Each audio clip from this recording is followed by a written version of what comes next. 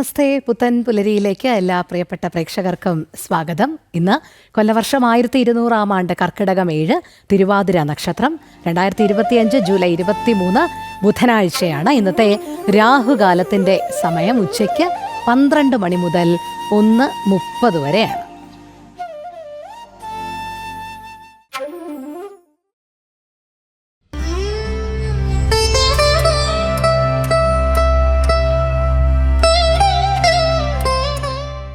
നമസ്കാരം. എല്ലാവർക്കും ശുഭദിനത്തിലേക്ക് സുസ്വാഗതം. ശ്വേതവരാഹകൽപ്പത്തിലെ 7ാമത്തെ ചതുർയുഗമായ വൈവസ്വത മന്വന്തരം, അതിൽ 28ാമത്തെ ചതുർയുഗമാണ്. അതിലെ ഈ ചതുർയുഗത്തിലെ അവസാനത്തേതായിട്ടുള്ള കലിയുഗം തുടങ്ങിയിട്ട് 5126ാമത്തെ വർഷമാണ് നടന്നുകൊണ്ടിരിക്കുന്നത്. കലിദിന സംഖ്യ കണക്കാക്കുകയാണെന്നുണ്ടെങ്കിൽ ശ്രീകൃഷ്ണ പരമാത്മാവ് സ്വർഗാരോഹണം ചെയ്ത ദിനം മുതൽക്കാണ് കലിദിന സംഖ്യ എണ്ണി തുടങ്ങിയിട്ടുള്ളത്. അന്ന് മുതൽക്ക് കണക്കാക്കി വന്നാൽ 18,72,414ാമത്തെ ദിവസമാണ് ഇന്ന്. മലയാള കലണ്ടർ അനുസരിച്ച് 1200 ആണ്ട് കർക്കിടക മാസം 7-ാം തീയതിയാണ്.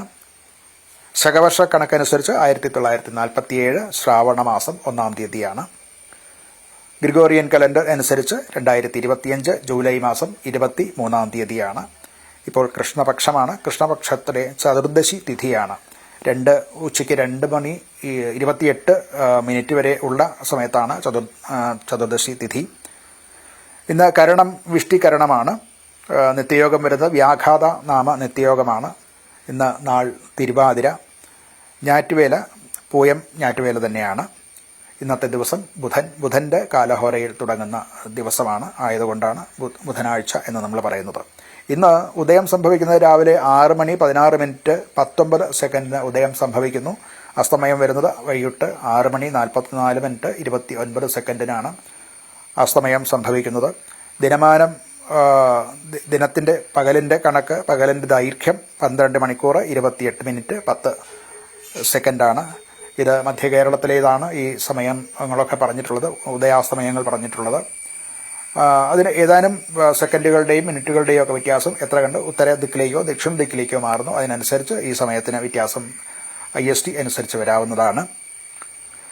ഇന്ന് രാഹുകാലം സംഭവിക്കുന്നത് ഉച്ചയ്ക്ക് 12:30 മുതൽക്ക് 2:03 വരെയുള്ള സമയത്താണ്. ഗുളിക കാലം സംഭവിക്കുന്നത് 10:56 മുതൽക്ക് 12:30 വരെയുള്ള സമയത്താണ്. യമകണ്ഠക കാലം വരുന്നത് രാവിലെ 7:49 മുതൽക്ക് 9:23 വരെയുള്ള സമയത്താണ്. ഇന്ന് ചന്ദ്രാഷ്ടമം സംഭവിക്കുന്നത് വൃശ്ചിക കൂറുകാർക്കാണ്. വിശാഖം, അനിഴം, തൃക്കേട്ട ഈ നാളുകാർക്ക് ഇന്ന് 8ാം ഭാവത്തിൽ ചന്ദ്രൻ വരുന്ന ദിവസമാണ്. ഈ വിശാഖം, അനിഴം, തൃക്കേട്ട നാളുകാർക്ക് ഇന്നത്തെ ദിവസം പുതിയ സംരംഭങ്ങൾക്ക് തുടക്കം കുറിക്കുക, യാത്ര പോവുക മുതലായിട്ടുള്ള കാര്യങ്ങൾ വർജ്യമാണ്. പ്രധാനപ്പെട്ട കാര്യങ്ങളിൽ നിന്നും ഈ വിശാഖം, അനിഴം, തൃക്കേട്ട നക്ഷത്രക്കാർ ഇന്ന് മാറി നിൽക്കേണ്ടതാണ്. അഥവാ അത് മറ്റുള്ളവരെ കൊണ്ട് ചെയ്യിപ്പിക്കുക, സ്വയം ഒഴിഞ്ഞു നിൽക്കുക മുതലായിട്ടുള്ളത് ശ്രദ്ധിക്കേണ്ടതാണ്. ഇന്ന് അഭിജിത്ത് മുഹൂർത്തം വരുന്നത് ഉച്ചയ്ക്ക് 12:06 തുടങ്ങി 12:28 വരെയും തുടർന്ന് 4 മിനിറ്റിന് ശേഷം മധ്യഭാഗം വർജിച്ച് 12:32 മുതൽക്ക് 12:54 വരെ ഉള്ള സമയത്താണ്. 12:06 തുടങ്ങി 12:54 വരെയുള്ള സമയത്താണ് അഭിജിത്ത് മുഹൂർത്തം. ഈ അഭിജിത്ത് മുഹൂർത്തത്തിൽ മറ്റ് മുഹൂർത്തങ്ങൾ ഒന്നും തന്നെ ഇല്ലെങ്കിലും അതൊരു സുമുഹൂർത്തമായിട്ട് എടുക്കാൻ സാധിക്കുന്നതാണ്. മറ്റ് കരണങ്ങളോ മറ്റൊന്നും തന്നെ നോക്കേണ്ടതില്ല. അല്ലാതെ തന്നെ ഈ അഭിജിത്ത് മുഹൂർത്തം എല്ലാ കാര്യങ്ങൾക്കും നമ്മൾ എടുക്കാവുന്നതാണ്. പ്രതിഷ്ഠാദി കാര്യങ്ങൾക്കൊക്കെ എടുത്തിട്ടുള്ളതാണ്. ശ്രീരാമചന്ദ്രൻ്റെ അയോധ്യയിലെ പ്രതിഷ്ഠ ഈ അഭിജിത്ത് മുഹൂർത്തത്തിലാണ് സംഭവിച്ചിട്ടുള്ളത്. ഇന്നത്തെ നാള് തിരുവാതിരയാണ്. തിരുവാതിര നക്ഷത്രം ശുഭകാര്യങ്ങൾക്ക് പൊതുവെ വർജിച്ചിട്ടുള്ളതാണ്. അന്നേ ദിവസം പറഞ്ഞിട്ടുള്ളത് യുദ്ധ സംബന്ധമായിട്ടുള്ള കാര്യങ്ങൾക്ക് നല്ലതാണ്. ബന്ധനം, അതായത് അറസ്റ്റ് ചെയ്യുക മുതലായിട്ടുള്ള കാര്യങ്ങൾ, ശത്രുവിനെ ദമനം ചെയ്യുക, ശത്രുവിനെ ഇല്ലാതെയാക്കുക അഥവാ അങ്ങനെയുള്ള കാര്യങ്ങൾ, അതുപോലെ വിഷസംബന്ധമായിട്ടുള്ള വിഷങ്ങൾ ഉണ്ടാക്കുക, അല്ലെങ്കിൽ വിഷം കൊണ്ടുള്ള പ്രയോഗങ്ങൾ നടത്തുക, അഗ്നി സംബന്ധമായിട്ടുള്ള ക്രിയകൾ ചെയ്യുക, ഉച്ചാടനാദികളും മറ്റും ചെയ്യുക. അതുപോലെ വിദ്യാരംഭത്തിനും തിരുവാതിര അനുകൂലമാണ്. മറ്റ് ശുഭകർമ്മങ്ങൾക്കൊന്നും ഇന്നത്തെ ദിവസം നല്ലതല്ല. ഇന്ന് കർക്കിടകം 7-ാം തീയതിയാണ്. ഇന്ന് കർക്കിടക മാസം തുടങ്ങിയിട്ട് 7ാമത്തെ ദിവസമാണ്. രാമായണ മാസം ആരംഭിച്ചിട്ട് 7ാമത്തെ ദിവസമാണ്. അതാത് ദിവസങ്ങളിലെ പാഠഭാഗങ്ങൾ, പാരായണ ഭാഗങ്ങളൊക്കെ എല്ലാവരും വേണ്ടവിധം ചെയ്യുന്നുണ്ട് എന്ന് വിചാരിക്കുന്നു. ശ്രീരാമചന്ദ്രൻ്റെ അനുഗ്രഹം എല്ലാവർക്കും ഉണ്ടാകട്ടെ. എല്ലാവർക്കും ശുഭദിനം നേരുന്നു. നമസ്കാരം.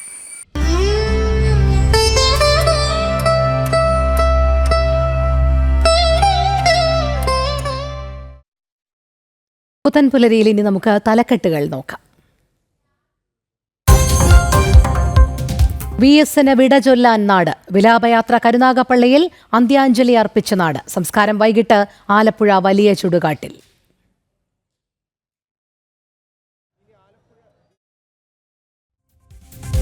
പാർലമെന്റ് ഇന്നും പ്രക്ഷുബ്ധമാക്കാൻ പ്രതിപക്ഷം. പഹൽഗാം ഭീകരാക്രമണം, ബിഹാർ വോട്ടർ പട്ടിക വിഷയങ്ങളിൽ പ്രധാനമന്ത്രി മറുപടി നൽകണമെന്ന് ആവശ്യം.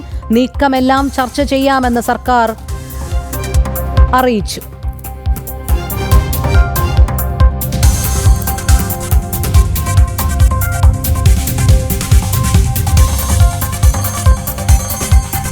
നഗരങ്ങളിലേക്കും പ്രവർത്തനം വ്യാപിപ്പിച്ച മാവോയിസ്റ്റുകൾ. കോഴിക്കോട് കൊയിലാണ്ടിയിൽ യോഗം ചേർന്ന് ലഘുലേഖകൾ വിതരണം ചെയ്തു.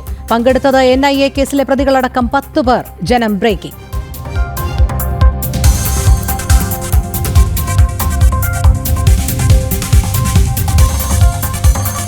BJP സംസ്ഥാന ശില്പശാല ഇന്ന് കോട്ടയത്ത്. സംസ്ഥാന അധ്യക്ഷൻ രാജീവ് ചന്ദ്രശേഖർ ഉദ്ഘാടനം ചെയ്യും. തദ്ദേശ സ്വയംഭരണ തെരഞ്ഞെടുപ്പ് മുന്നൊരുക്കങ്ങൾ ചർച്ച ചെയ്യും.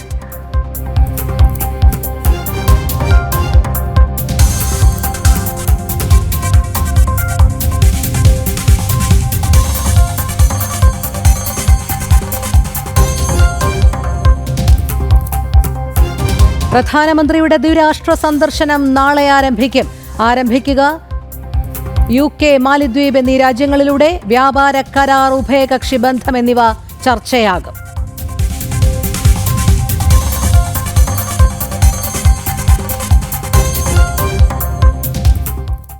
ഷാർജയിൽ മരിച്ച വിപഞ്ചികയുടെ സംസ്കാരം ഇന്ന്. ചടങ്ങുകൾ കൊല്ലം കേരളപുരത്തെ വീട്ടുവളപ്പിൽ. മൃതദേഹം ബന്ധുക്കൾക്ക് വിട്ടു നൽകുക വീണ്ടും പോസ്റ്റ്മോർട്ടം നടപടികൾ പൂർത്തിയാക്കിയ ശേഷം.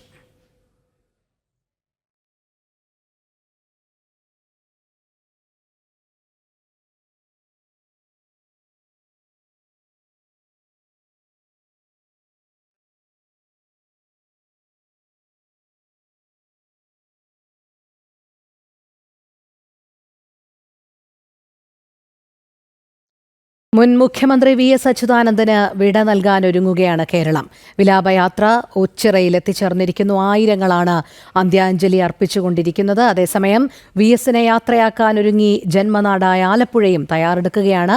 തിരുവനന്തപുരത്ത് നിന്ന് വിലാപയാത്രയായി എത്തിക്കുന്ന മൃതദേഹം ആദ്യം പുന്നപ്ര പറവൂരിലെ വീട്ടിലേക്കാണ് കൊണ്ടുവരിക. വൈകിട്ട് വലിയ ചുടുകാട്ടിലാണ് സംസ്കാരം. നമ്മുടെ പ്രതിനിധികൾ ചേരുന്നു. ആദ്യം വിനീഷിലേക്ക്. വിനീഷ്, ഇപ്പോൾ നിലവിലെവിടെയാണ് എത്തിച്ചേർന്നിരിക്കുന്നത്?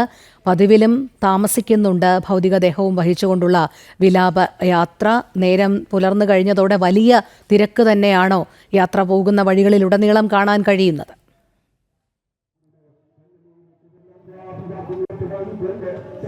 രോഹിണി, എല്ലാ സമയവും VS-ന്റെ ഭൗതിക ശരീരത്തിൽ അന്തിമോപചാരം അർപ്പിക്കാൻ എത്തുന്നവരുടെ എണ്ണം അത് ക്രമാതീതമായി വർദ്ധിക്കുന്നത് തന്നെയാണ് നമുക്ക് കാണാൻ സാധിക്കുന്നത്. കഴിഞ്ഞ ദിവസം അർദ്ധരാത്രിയിൽ പോലും നിരവധി പേർ VS-ന്റെ ഭൗതിക ശരീരത്തിൽ അന്തിമോപചാരം അർപ്പിക്കാൻ റോഡുകളിൽ കാത്തു നിൽക്കുന്നത് നമുക്ക് കാണാൻ സാധിച്ചു. സമാനമായ സാഹചര്യം തന്നെയാണ് ഇപ്പോഴും നമുക്ക് കാണാൻ സാധിക്കുന്നത്.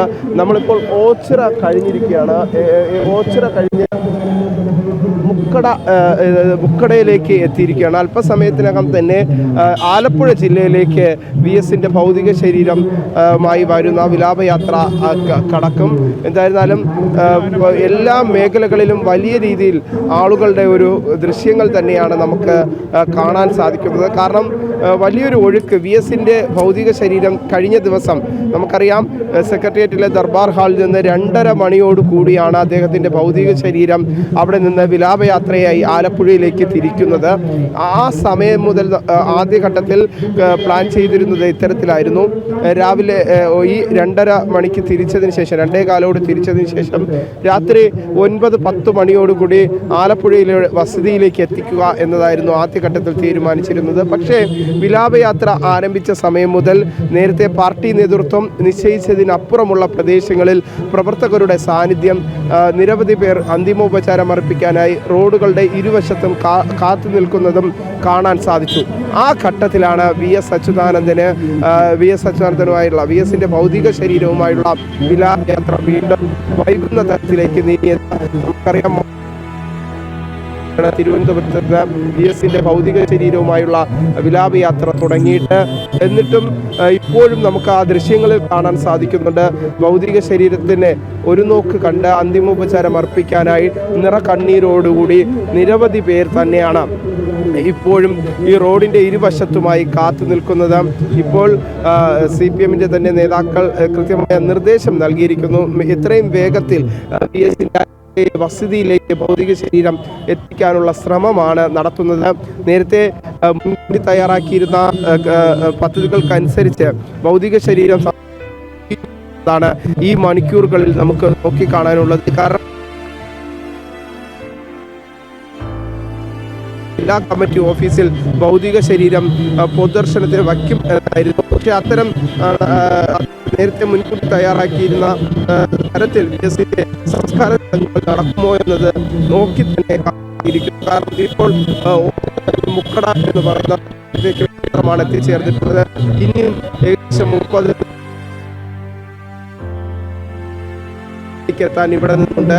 ആലപ്പുഴ ജില്ലയിലേക്ക് കടക്കുന്നത് കൂടി നമുക്ക് മനസ്സിലാക്കാൻ സാധിക്കുന്നത് ഇനിയും റോഡിന്റെ ഇരുവശത്ത് നിരവധി പേർ കാത്തു നിൽക്കാനുള്ള ഒരു സാഹചര്യം തന്നെ ഉണ്ടാകുമെന്ന് തന്നെയാണ് നമുക്ക് മനസ്സിലാക്കാൻ സാധിക്കുന്നത്. എന്തായിരുന്നാലും വലിയൊരു തിരക്ക് തന്നെയാണ് എല്ലാ പ്രദേശത്തും നമുക്ക് കാണാൻ സാധിക്കുന്നത്. വി എസിന്റെ ഭൗതിക ശരീരത്തിൽ അന്തിമോപചാരം എത്തുന്നവരുടെ തിരക്ക് മനസ്സിലാക്കാൻ സാധിക്കുന്നത്. കഴിഞ്ഞ ദിവസം രാത്രിയിൽ ഉണ്ടായതിനത്ര തിരക്ക് വി എസിന് വിട നൽകാൻ ഒരുങ്ങുകയാണ് നാട്. വലിയ ജനത്തിരക്ക് തന്നെയാണ് അനുഭവപ്പെടുന്നത്. തങ്ങളുടെ പ്രിയ നേതാവിന് അന്തിമോപചാരം അർപ്പിക്കുന്നതിനായി വി എസിനെ കൊണ്ടുപോകുന്ന വിലാപയാത്ര കടന്നുപോകുന്ന വഴിയരികിലെല്ലാം ആയിരക്കണക്കിന് ജനങ്ങൾ തന്നെയാണ് അദ്ദേഹത്തെ ഒരു നോക്ക് കാണുന്നതിനായി തടിച്ചുകൂടിയിരിക്കുന്നത്. നമുക്ക് വലിയ ചുടുകാട്ടിൽ നിന്ന് സുധീഷ് ഗോപാൽ ചേരുന്നുണ്ട്. സുധീഷിലേക്ക് പോകാം. സുധീഷ്, എപ്പോഴായിരിക്കും തങ്ങളുടെ പ്രിയ നേതാവ് അദ്ദേഹത്തിൻ്റെ ജന്മസ്ഥലത്ത് എത്തുക? അവിടെ പൊതുദർശനത്തിനുള്ള ക്രമീകരണങ്ങൾ ഏത് സമയത്താണ് നിശ്ചയിച്ചിരിക്കുന്നത്? കാരണം ഇപ്പോൾ തന്നെ മണിക്കൂറുകൾ വൈകിക്കഴിഞ്ഞിരിക്കുന്നു, മണിക്കൂറുകളുടെ വ്യത്യാസമുണ്ടായിരിക്കുന്നു. അതുകൊണ്ട് തന്നെ ഇതൊക്കെ ക്രമീകരിക്കുന്ന തരത്തിലുള്ള ഒരു സജ്ജീകരണങ്ങളാണോ നിലവിൽ പുരോഗമിക്കുന്നത്?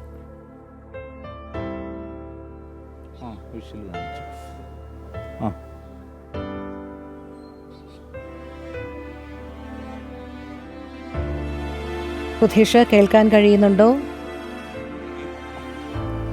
രോഹിണി, ഇപ്പോൾ ഓച്ചിറ പിന്നിട്ട് ഇനിയും പുന്നപ്പറ പറവൂരിലെ വി എസിൻ്റെ വസതിയിലേക്ക് എത്തണമെങ്കിൽ ഏതാണ്ട് 45 കിലോമീറ്ററിലധികം സഞ്ചരിക്കേണ്ടതുണ്ട്. അതിനിടെ 11 കേന്ദ്രങ്ങളാണ് ആൾക്കാർക്ക് വി എസിനെ ദർശിക്കുന്നതിന് വേണ്ടി അനുവദിച്ചിട്ടുള്ളത്. ആ ഒരു കാര്യം പരിഗണിക്കുമ്പോൾ ഈ 11 കേന്ദ്രങ്ങളിൽ ഏതെങ്കിലും വെട്ടിക്കുറച്ചാൽ ഓരോ കേന്ദ്രങ്ങളിലും എത്താൻ ഓരോ ലോക്കൽ കമ്മിറ്റികൾക്കും പറഞ്ഞിരിക്കുന്നത് ഓരോ കേന്ദ്രങ്ങളാണ് നിർദ്ദേശിച്ചിട്ടുള്ളത്. ആ ഒരു സാഹചര്യം വെച്ച് നോക്കുമ്പോൾ വലിയ രീതിയിലുള്ള തിരക്ക് എല്ലായിടത്തുമുണ്ട്. ഈ ഒരു ലോക്കൽ കമ്മിറ്റിയുടെ നിർദ്ദേശമില്ലാതെ എത്തുന്ന സാധാരണക്കാരായ മനുഷ്യർ അതിനേക്കാൾ കൂടുതലാണ്. ഇവരെയെല്ലാം കടന്ന് വി എസിന് ആലപ്പുഴയിലേക്ക് എത്തണമെങ്കിൽ, വി എസിൻ്റെ വസതിയിലേക്ക് എത്തണമെങ്കിൽ ഇനിയും മണിക്കൂറുകൾ പിന്നിടും എന്നത് തന്നെയാണ് നമുക്ക് മനസ്സിലാക്കാൻ കഴിയുന്നത്. പരമാവധി വേഗത്തിലാക്കാൻ ശ്രമിക്കുന്നുണ്ട് എങ്കിൽ പോലും അതിന് വലിയ രീതിയിലുള്ള ഇന്ന് നേരം പുലർന്നതോടുകൂടി തിരക്ക് വർദ്ധിക്കുന്ന ഒരു സാധ്യതയുണ്ട്. അതോടൊപ്പം തന്നെ ഹരിപ്പാടും മറ്റും വി എസിൻ്റെ ഹരിപ്പാട്, കായംകുളം ആ ഭാഗങ്ങളെല്ലാം തന്നെ വി എസിൻ്റെ വലിയ ശക്തി കേന്ദ്രങ്ങളായിരുന്നു. അതുകൊണ്ട് തന്നെ അവിടെയൊക്കെ വലിയ തിരക്കും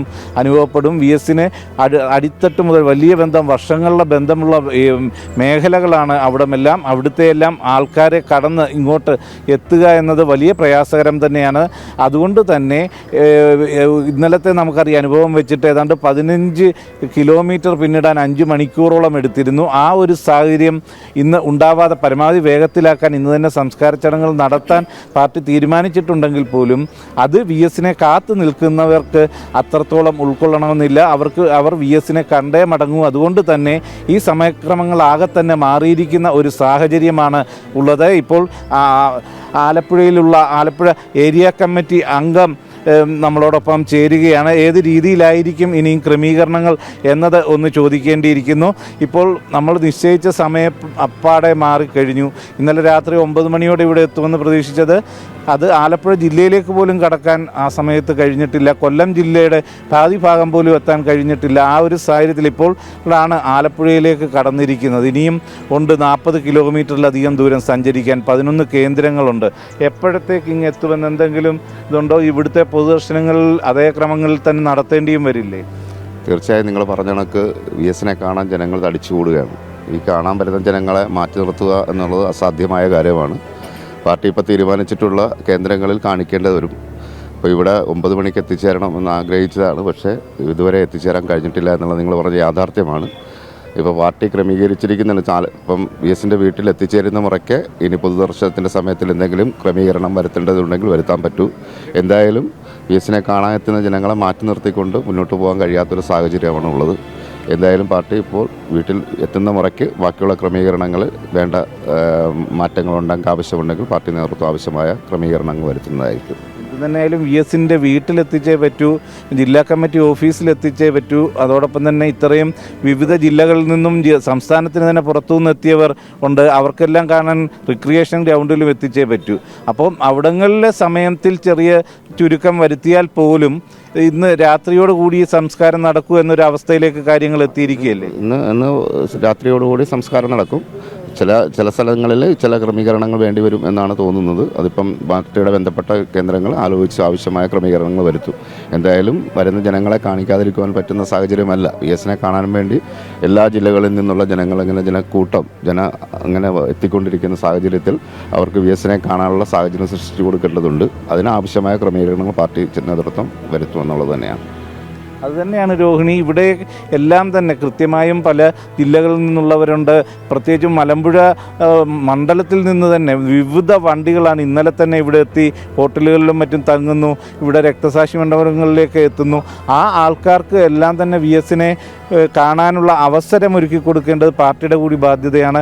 ഇതേ സാഹചര്യത്തിൽ തന്നെയാണ് ഒരു നിർദ്ദേശത്തിൻ്റെയും പുറത്തല്ലാതെ VS-നോടുള്ള ആരാധന കൊണ്ട് മാത്രം വേറിട്ട് നിന്ന ആ ഒരു സമരസേനാനിയെ ഒരു നോക്ക് കാണുക എന്ന ലക്ഷ്യത്തോടെ എത്തുന്ന ഒരു രാഷ്ട്രീയവും ഇല്ലാത്തവർ അനേകമാണ്. അങ്ങനെ എത്തുന്ന ഓരോരുത്തരും കാത്തു നിൽക്കുമ്പോൾ അവരെ കാണാനുള്ള സാഹചര്യം വിലക്കിക്കൊണ്ട് സംസ്കാര ചടങ്ങുകളിലേക്ക് നീങ്ങാൻ സാധിക്കില്ല. ഇതേ സാഹചര്യത്തിൽ തന്നെ വീട്ടിലും മറ്റുമുള്ള സമയം അത് കുറച്ചുകൂടി നേരത്തെ നിശ്ചയിച്ചിരുന്ന 2 മണിക്കൂറായിരുന്നെങ്കിൽ അത് കുറച്ച് സമയം കുറയ്ക്കാനുള്ള ഒരു സാധ്യതയുണ്ട്.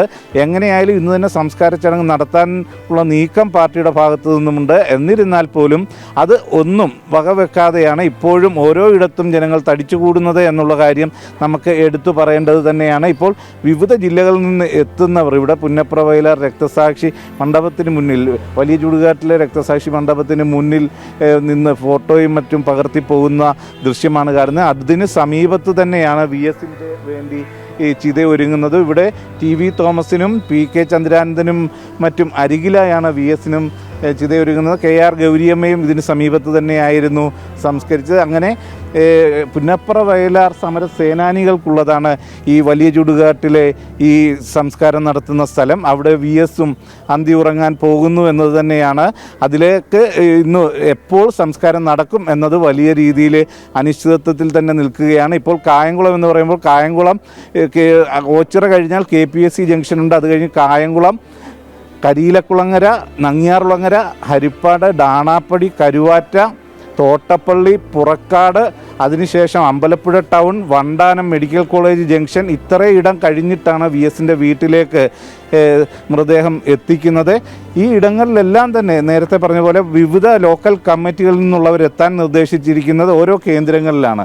അപ്പോൾ അവർക്കുള്ള അവസരം ഒരു കേന്ദ്രം വെട്ടി ചുരുക്കിയാൽ പോലും ഏതെങ്കിലും ഒരു ലോക്കൽ കമ്മിറ്റിയെ അതിൽ നിന്നും ഒഴിവാക്കി നിർത്താനും സാധിക്കില്ല. അതുകൊണ്ട് തന്നെ ഒരു കേന്ദ്രം വെട്ടി ചുരുക്കിയാലും അവിടേക്ക് എത്തേണ്ട ആൾക്കാർ മറ്റൊരു കേന്ദ്രത്തിലെത്തണം. അപ്പോഴും ഈ സമയക്രമത്തിൽ കാര്യമായ മാറ്റം ഉണ്ടാവില്ല. ആ എത്തുന്നവർക്ക് കാണാനുള്ള അവസരം ഒരുക്കി കൊടുത്തിട്ട് മാത്രമേ അവിടെ നിന്ന് മുന്നോട്ട് വാഹനത്തിൽ തീരുമാനത്തിന് നീങ്ങാൻ സാധിക്കുകയുള്ളൂ. അതുകൊണ്ട് തന്നെ എപ്പോഴത്തേക്ക് എത്തും എന്നത് സംബന്ധിച്ച് നമുക്ക് ഒരു നിശ്ചയമില്ലാത്ത സാഹചര്യം തന്നെയാണ് നിലനിൽക്കുന്നത്. ഇനിയും മണിക്കൂറുകൾ കഴിഞ്ഞു മാത്രമേ VSൻ്റെ വേലിക്ക് അകത്ത് വസതിയിലേക്ക് VS എത്തിച്ചേരൂ എന്നത് തന്നെയാണ് നമുക്കിപ്പോൾ അനുമാനിക്കാൻ കഴിയുന്നതും. രോഹിണി, ബീഹാർ വോട്ടർ പട്ടിക പരിഷ്കരണത്തിൽ പുതിയ കണക്ക് പുറത്തുവിട്ട തെരഞ്ഞെടുപ്പ് കമ്മീഷൻ വോട്ടർ പട്ടികയിൽ ഉൾപ്പെടുന്ന അനധികൃത കുടിയേറ്റക്കാരുടെ എണ്ണം 43.7 ലക്ഷം എന്ന് കണക്ക് സുപ്രീം കോടതിയിൽ സമർപ്പിച്ച സത്യവാങ്മൂലത്തിലാണ് കണക്ക് നൽകിയത്. ശ്രീകാന്ത് ചേരുന്നു. ശ്രീകാന്ത്, ബീഹാർ വോട്ടർ പട്ടിക പരിഷ്കരണത്തിൽ പുതിയ കണക്ക് തെരഞ്ഞെടുപ്പ് കമ്മീഷൻ പുറത്തുവിടുമ്പോൾ ഏതൊക്കെ രീതിയിലുള്ള അനധികൃത കുടിയേറ്റക്കാരുടെ എണ്ണമാണ് അതിൽ നിന്ന് വ്യക്തമാകുന്നത്? Good morning Rohini. ഈ ബീഹാറിൽ നിന്നും കേൾക്കുന്ന വാർത്തകൾ അക്ഷരാർത്ഥത്തിൽ രാജ്യത്തെ ഞെട്ടിക്കുന്നതാണ്. കാരണം ഒരു കാര്യം ആലോചിക്കേണ്ടത്, ഈ തെരഞ്ഞെടുപ്പിനെ തന്നെ സ്വാധീനിക്കാൻ സാധ്യതയുള്ള 43 ലക്ഷത്തിൽ പരം വോട്ടുകളാണ്, അനധികൃത കുടിയേറ്റക്കാരുടെ വോട്ടുകളാണ് വോട്ടർ പട്ടികയിൽ നിന്നും ഇപ്പോൾ കണ്ടെത്തിയിരിക്കുന്നത് എന്നുള്ളതാണ്. ഒരുപക്ഷെ 2024 ലോക്സഭാ തെരഞ്ഞെടുപ്പിൽ ഇവർ വോട്ടെടുപ്പിൽ പങ്കെടുക്കുകയും വോട്ട് രേഖപ്പെടുത്തുകയും ചെയ്തിട്ടുണ്ടാവുകയും വേണം. നിലവിൽ നമുക്ക് കിട്ടുന്ന വിവരമനുസരിച്ച് ബംഗ്ലാദേശിൽ നിന്നും മ്യാൻമറിൽ നിന്നും നേപ്പാളിൽ നിന്നും ഉള്ളവരാണ് ഇതിലേക്ക് അനധികൃതമായി കയറി പറ്റിയിട്ടുള്ളത്. ബംഗ്ലാദേശ്, മ്യാൻമാർ എന്നിവിടങ്ങളിൽ നിന്നുള്ളവരാണ് ഏറ്റവും കൂടുതലുള്ളത് എന്നും വ്യക്തമാകുന്നുണ്ട്. ഇതിൽ നിന്ന് തന്നെ മനസ്സിലാക്കാം ഇവരുടെ വോട്ടുകൾ ഏത് ഭാഗത്തേക്കാണ് ചാഞ്ഞിട്ടുണ്ടാവുക എന്നുള്ളത്. ഇത് അക്ഷരാർത്ഥത്തിൽ രാജ്യത്തിൻ്റെ ജനാധിപത്യ പ്രക്രിയയെ അട്ടിമറിക്കാൻ ലക്ഷ്യമിട്ടുള്ളത് കൂടിയാണ് എന്ന് നിസ്സംശയം കൃത്യമായി നമുക്കത് പറയാൻ സാധിക്കും. 43 ലക്ഷത്തിൽ പരം വോട്ടുകളാണ് ഇത്തരത്തിൽ കണ്ടെത്തിയത്. അത് വൈകാതെ നീക്കം ചെയ്യും എന്ന് തെരഞ്ഞെടുപ്പ് കമ്മീഷനും പറയുന്നു. സുപ്രീം കോടതിയിൽ സമർപ്പിച്ച സത്യവാങ്മൂലത്തിലാണ് തെരഞ്ഞെടുപ്പ് കമ്മീഷൻ ഇക്കാര്യം ചൂണ്ടിക്കാണിക്കുന്നതും. ഒരു കാര്യം മനസ്സിലാക്കേണ്ടത്, ബീഹാറിൽ ഇതാണ് അവസ്ഥയെങ്കിൽ ഈ ബംഗാളിലേക്കൊക്കെ വരുമ്പോൾ എന്താകും സാഹചര്യം എന്നുള്ളത് ആശ്ചര്യപ്പെടുത്തുന്നതാണ്. ഏറ്റവും കുറഞ്ഞത് ഒരു 2 കോടി വോട്ടെങ്കിലും അവിടെ നിന്നും നീക്കം ചെയ്യേണ്ടതായി വരും എന്നാണ് മനസ്സിലാകുന്നത്. കാരണം ബംഗാളിലേക്ക് നിർബാധം ബംഗ്ലാദേശി നുഴഞ്ഞുകയറ്റക്കാരുടെ ഒഴുക്ക് ഉണ്ട് എന്നുള്ളതാണ് നേരത്തെ തന്നെ മനസ്സിലാക്കിയത്. അത് അവർ വോട്ടർ പട്ടികയിലേക്കൊക്കെ കടന്നു കയറുന്നു എന്നുള്ളതും വ്യക്തമായതാണ്. ജീവൻ പോയാലും ഒരു കാരണവശാലും ഈ SIR നടപ്പിലാക്കാൻ സമ്മതിക്കില്ല എന്ന് മമതാ ബാനർജിയും പറഞ്ഞിട്ടുണ്ട്. മമതാ ബാനർജി അങ്ങനെ പറയുമ്പോൾ തന്നെ മനസ്സിലാക്കണം, സ്വാഭാവികമായും അവർക്ക് തന്നെയാണ് അതിൻ്റെ ഗുണം ഇത്രയും കാലം കിട്ടിക്കൊണ്ടിരുന്നത് എന്നുള്ളത്. ആ തെരഞ്ഞെടുപ്പിൻ്റെ വിജയത്തെ തന്നെ സ്വാധീനിക്കാൻ കഴിയുന്ന തരത്തിലേക്ക് കാര്യങ്ങൾ നീങ്ങും. ഇതിൽ ഇടപെട്ടില്ലെങ്കിൽ അസമിലും ഇത് നടപ്പാക്കാൻ തെരഞ്ഞെടുപ്പ് കമ്മീഷൻ തീരുമാനിച്ചിട്ടുണ്ട്. വലിയ ശുദ്ധികലശം ഇതിൽ രാജ്യത്ത് അങ്ങോളം ഇങ്ങോളം നടക്കാൻ പോകുന്നു എന്നാണ് മനസ്സിലാക്കേണ്ടത്. അതെ ശ്രീകാന്ത്, അതോടൊപ്പം ഈ SIR സംബന്ധിച്ച് അല്ലെങ്കിൽ ഇത്തരമൊരു റിപ്പോർട്ട് പുറത്തു വന്നതിലൂടെയല്ലേ ആധാറിൻ്റെയും സിറ്റിസൺഷിപ്പിൻ്റെയും ഒക്കെ പ്രസക്തി കൂടി വ്യക്തമാകുന്നത്? കൃത്യമായ രേഖകൾ എന്തുകൊണ്ട് വേണം ഇത്തരം കാര്യങ്ങളിൽ എന്നുള്ളതിൻ്റെ പ്രസക്തിയല്ലേ ഇതിൽ നിന്ന് വെളിവാകുന്നത്?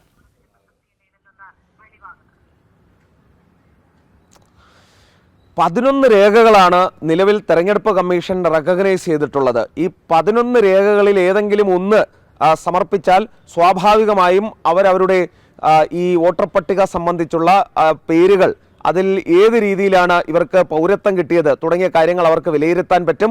ഈ 11 രേഖകൾ ഏതൊക്കെയെന്ന് തെരഞ്ഞെടുപ്പ് കമ്മീഷൻ പുറത്തുവിട്ടിട്ടുമുണ്ട്. ഒരു പട്ടിക തന്നെ പുറത്തുവിട്ടിട്ടുണ്ട്. അതുമായി തെരഞ്ഞെടുപ്പ് കമ്മീഷനെ സമീപിച്ചാൽ മതിയാകും. മാത്രമല്ല ഇതിൽ എടുത്തു പറയേണ്ട ഒരു കാര്യം, പൗരത്വം എങ്ങനെ കിട്ടി എന്നുള്ള കാര്യം കൂടി ബോധ്യപ്പെടുത്തേണ്ടി വരും. നിങ്ങൾ ജനനം കൊണ്ടാണോ രജിസ്ട്രേഷൻ കൊണ്ടാണോ ഏത് രീതിയിലാണ് പൗരത്വം കിട്ടിയത് എന്ന് തെളിയിക്കേണ്ടി കൂടി വരും. ഈ ആധാർ, അതോടൊപ്പം തന്നെ ID കാർഡ്, റേഷൻ കാർഡ് ഒക്കെ തന്നെ ബോഗസ് ആയിട്ടുള്ള, അതായത് വ്യാജമായിട്ടുള്ളവ നിർമ്മിക്കുന്ന ഒരു കലാപരിപാടി ഈ ബീഹാറിലും ബംഗ്ലാദേശിലും അസമിലുമൊക്കെ ഈ ബംഗ്ലാദേശി നുഴഞ്ഞുകയറ്റക്കാർ ചെയ്യുന്നുണ്ട്. ഇതുകൂടി പിടിക്കുക എന്നുള്ളതാണ് തെരഞ്ഞെടുപ്പ് കമ്മീഷന്റെ ഈ പ്രവർത്തനത്തിലൂടെ ഇപ്പോൾ ലക്ഷ്യം കൈവന്നിരിക്കുന്നത്. ഈ വ്യാജ തിരിച്ചറിയൽ കാർഡുമായാണ് ഇത്രയും കാലം ഇവന്മാരെല്ലാം വോട്ട് ചെയ്തുകൊണ്ടിരുന്നത് എന്നാണ് ഇതിൽ നിന്നും മനസ്സിലാകുന്നത്. ഇവൻ്റെയൊക്കെ കയ്യിലിരിക്കുന്ന ഈ ആധാർ കാർഡും അതോടൊപ്പം തന്നെ വോട്ടർ ID കാർഡും ഒക്കെ തന്നെ ഇനി കീറക്കടലാസിൻ്റെ പോലും വിലയില്ല എന്നുള്ളതാണ് ഇതിൽ നിന്നും തെളിയുന്നതും. കടുത്ത നടപടിയിലേക്ക് സർക്കാരുകൾക്ക് പോകാനും ഇതിലൂടെ ഇനി സാധിക്കും. ശരി, ശ്രീകാന്താണ് വിവരങ്ങൾ നൽകിയത്. കേരള സർവകലാശാല യുവജനോത്സവത്തിലെ ഗ്രേസ് മാർക്ക് വിവാദത്തിൽ ഇടപെട്ട് ഗവർണർ രാജേന്ദ്ര വിശ്വനാഥ് ഹാർലേക്കർ യൂണിവേഴ്സിറ്റി രജിസ്ട്രാറോട് രേഖകൾ ഹാജരാക്കാൻ രാജ്ഭവൻ ആവശ്യപ്പെട്ടു. ഈ മാസം 26-ന് കേരള സർവകലാശാല യുവജനോത്സവ മത്സര വിജയികളുടെ ജഡ്ജിംഗ് കമ്മിറ്റി നൽകിയ മാർക്ക് സ്കോർ രേഖകൾ ഹാജരാക്കാനാണ് ആവശ്യം. എസ് ശാലിനി ചേരുന്നു. ശാലിനി പറയൂ.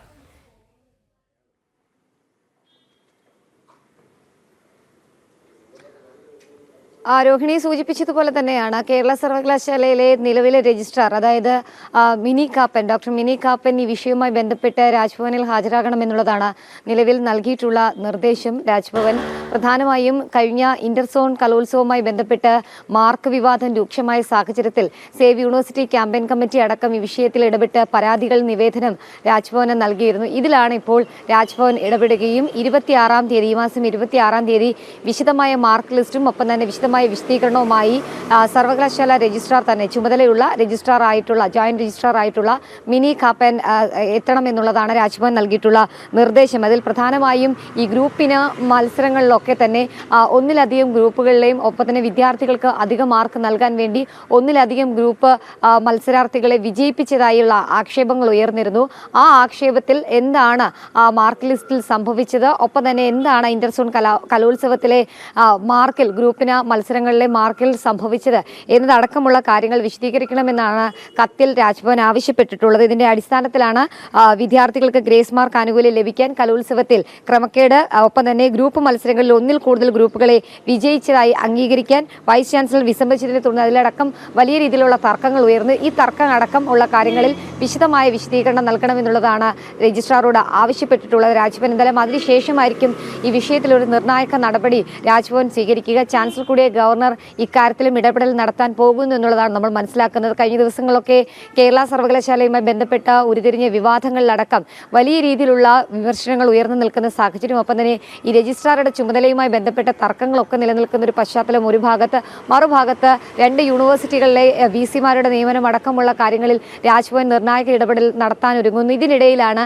ഇപ്പോൾ കേരള സർവകലാശാലയിലെ ഇന്റർസോൺ കലോത്സവവുമായി ബന്ധപ്പെട്ട് മാർക്ക് വിവാദത്തിലും ഗ്രൂപ്പിന് മത്സരങ്ങൾക്ക് നൽകിയിട്ടുള്ള മാർക്ക് വിവാദത്തിലും രാജ്ഭവൻ ഇടപെടുന്നത് എന്നുള്ളതാണ് നമ്മൾ മനസ്സിലാക്കുന്നത്. മാത്രമല്ല ഹൈക്കോടതിയിലടക്കം ഈ വിഷയം എത്തിയ സാഹചര്യം കൂടി നിലനിൽക്കുന്നുണ്ട്. ഈ പശ്ചാത്തലത്തിൽ കൂടിയാണ് വിദ്യാർത്ഥികൾ ഹൈക്കോടതിയിൽ നൽകിയ ഹർജികൾ എതിർ സത്യവാങ്മൂലം നൽകുന്നതിന്റെ ഭാഗമായിട്ട് രാജ്ഭവൻ ഇപ്പോൾ വിശദീകരണം ആവശ്യപ്പെട്ടിട്ടുള്ളത്. ഈ രജിസ്ട്രാർ നൽകുന്ന വിശദീകരണത്തിന്റെ അടിസ്ഥാനത്തിൽ കൂടിയായിരിക്കും ഇതിൽ എതിർകക്ഷിയായിക്കൊണ്ട് എതിർ സത്യവാങ്മൂലം അടക്കമുള്ള കാര്യങ്ങളിൽ രാജ്ഭവൻ വിശദമായ വിശദീകരണം നൽകാൻ പോകുന്നത്.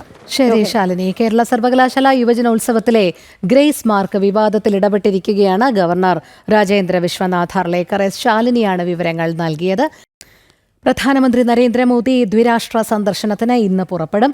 2ാം ഘട്ടത്തിൽ മാലദ്വീപ് പ്രസിഡന്റ് ഡോക്ടർ മുഹമ്മദ് മുയിസുവിന്റെ ക്ഷണപ്രകാരം പ്രധാനമന്ത്രി 25 മുതൽ 26 വരെ മാലദ്വീപ് സന്ദർശിക്കും. എസ് ശ്രീകാന്ത് ചേരുന്നു.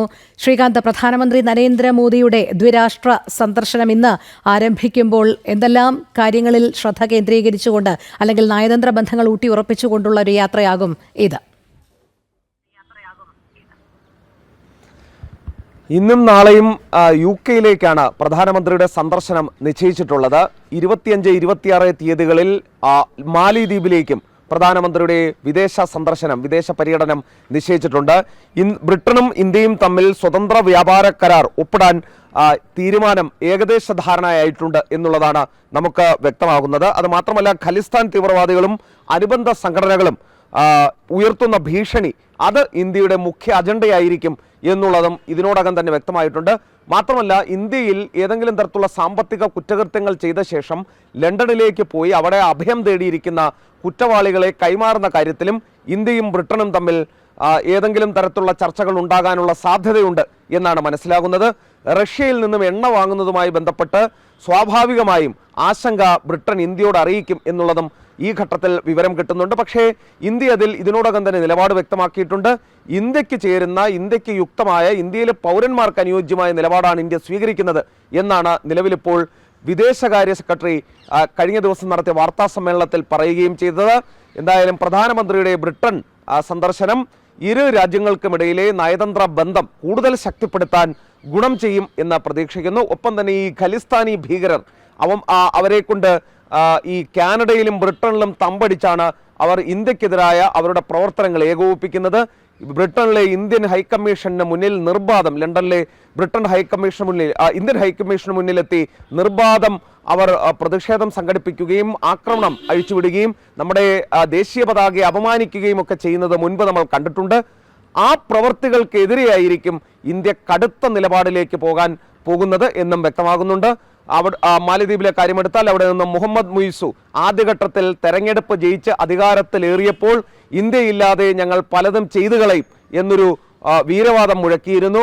പക്ഷേ ഇന്ത്യയുടെ കടുത്ത സമ്മർദ്ദങ്ങൾക്കൊടുവിൽ മുഹമ്മദ് മുയിസുവിന് നേരെ തറയിൽ വരേണ്ടി വന്നു എന്ന് വേണമെങ്കിൽ പറയാൻ. നാടൻ ഭാഷയിൽ പറഞ്ഞാൽ ഇന്ത്യയിലേക്ക് എത്തുകയും ഇന്ത്യയുടെ സഹായം അഭ്യർത്ഥിക്കുകയും ഇന്ത്യയില്ലാതെ മുന്നോട്ട് പോകാൻ കഴിയില്ല എന്ന് മുഹമ്മദ് മുയിസുവിന് തന്നെ ബോധ്യം വരികയും ചെയ്തു. അതിൻ്റെ അടിസ്ഥാനത്തിൽ അദ്ദേഹം പ്രധാനമന്ത്രിയെ ക്ഷണിച്ചു.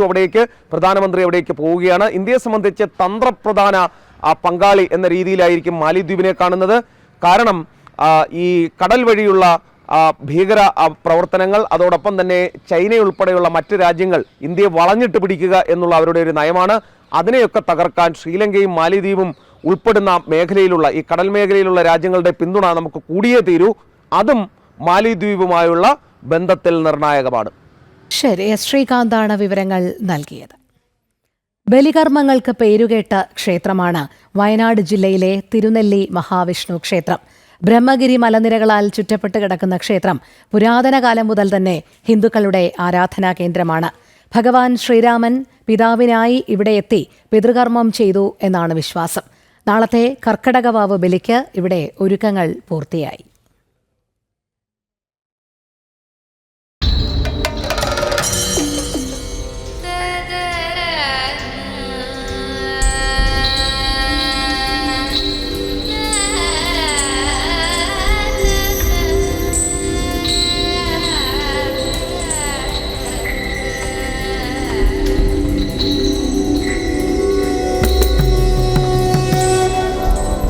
നമ്മളിന്ന് നിൽക്കുന്നത് വയനാട്ടിലെ പ്രശസ്തമായ തിരുനെല്ലി മഹാവിഷ്ണു ക്ഷേത്രത്തിലാണ്.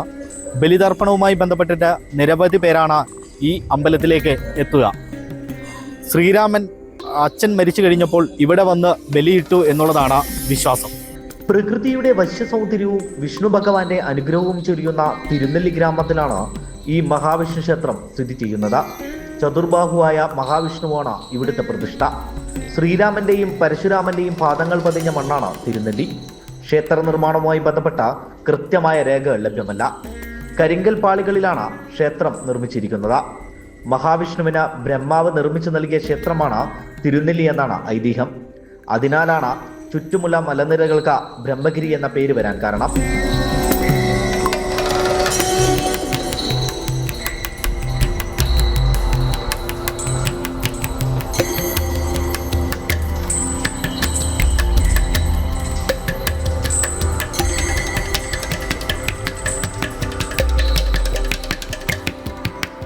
ക്ഷേത്രത്തിന്റെ തൊട്ടടുത്തുള്ള പാപനാശിനിയിലെത്തി ബലിതർപ്പണം നടത്താൻ നിരവധി പേരാണ് എത്തുന്നത്. ശ്രീരാമൻ തന്റെ പിതാവ് ദശരഥൻ മരിച്ചപ്പോൾ ഇവിടെയെത്തി പിതൃതർപ്പണം നടത്തിയിരുന്നു. ബ്രഹ്മദേവൻ നേരിട്ട് ഇവിടെയെത്തി വിഷ്ണു ഭഗവാന് പൂജ ചെയ്യുന്നുണ്ട് എന്നാണ് വിശ്വാസം. അതിനായി പൂജാദ്രവ്യങ്ങൾ ഒരുക്കിയതിനു ശേഷമാണ് നടയടയ്ക്കുക. ഇതാണ് പാപനാശിനി. ഓരോ വർഷവും നിരവധി പേരാണ് ഇവിടെ എത്തി ബലിതർപ്പണം നടത്താറുള്ളത്. ഐതിഹ്യപരമായി ശ്രീരാമൻ തൻ്റെ പിതാവിന് ബലി അർപ്പിച്ചത് ഇവിടെ വെച്ചാണെന്ന് ആണ് ഐതിഹ്യം. അതുപോലെ തന്നെ പരശുരാമൻ ഇവിടെ വന്ന ബലി തർപ്പണം ചെയ്തു എന്നുള്ള ഐതിഹ്യം കൂടിയുണ്ട്.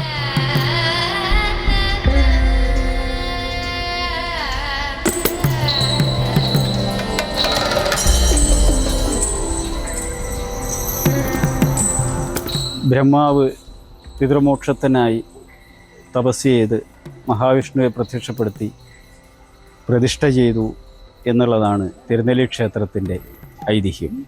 അതായത് പിതൃമോക്ഷ സങ്കല്പത്തിലാണ് വിഷ്ണു ഭഗവാന് തിരുനെല്ലി ക്ഷേത്രത്തിൽ പ്രതിഷ്ഠ ചെയ്തിരിക്കുന്നത്. പ്രതിഷ്ഠ ചെയ്തത് ബ്രഹ്മാവും. അപ്പോൾ ആ ക്ഷേത്രത്തിൻ്റെ പ്രാധാന്യം ഇനി പ്രത്യേകിച്ച് എടുത്തു പറയേണ്ട ബ്രഹ്മദേവൻ്റെയും മഹാവിഷ്ണുവിൻ്റെയും സാന്നിധ്യം എല്ലാ ദിവസവും തിരുനെല്ലി ക്ഷേത്രത്തിലുണ്ട് എന്നാണ് പറയപ്പെടുന്നത്. അതായത് എല്ലാ ദിവസവും അർദ്ധരാത്രിയിൽ വിഷ്ണു ഭഗവാനെ പൂജിക്കാൻ ബ്രഹ്മാവ് വരുന്നു എന്ന സങ്കല്പത്തിൽ ബ്രഹ്മാവിനായി പൂജയ്ക്കൊരുക്കി വെച്ചാണ് നമ്മൾ മേശാന്തി നടയടച്ച് പുറത്തിറങ്ങുന്നത്. പാപനാശിനിയിൽ നിന്നും കൽപ്പാത്തി വഴിയാണ് ക്ഷേത്രത്തിലേക്ക് ആവശ്യമായ ജലം എത്തിക്കുന്നത്. ഒരിക്കൽ ചിറക്കൽ രാജാവിന്റെ പത്നി വാരിക്കര തമ്പുരാട്ടി ക്ഷേത്ര ദർശനത്തിനെത്തുകയും ദർശനത്തിന് ശേഷം കുടിക്കാൻ അല്പം വെള്ളം ചോദിച്ചപ്പോൾ പാപനാശിനിയിൽ നിന്നും വെള്ളം എത്തിക്കുന്നതിനുള്ള ബുദ്ധിമുട്ട് ശാന്തിക്കാരൻ തമ്പുരാട്ടിയോട് വിശദീകരിക്കുകയും ചെയ്തു. തുടർന്നാണ് ജലമെത്തിക്കാൻ ഇത്തരത്തിൽ കരിങ്കൽ പാത്തി നിർമ്മിച്ചത്.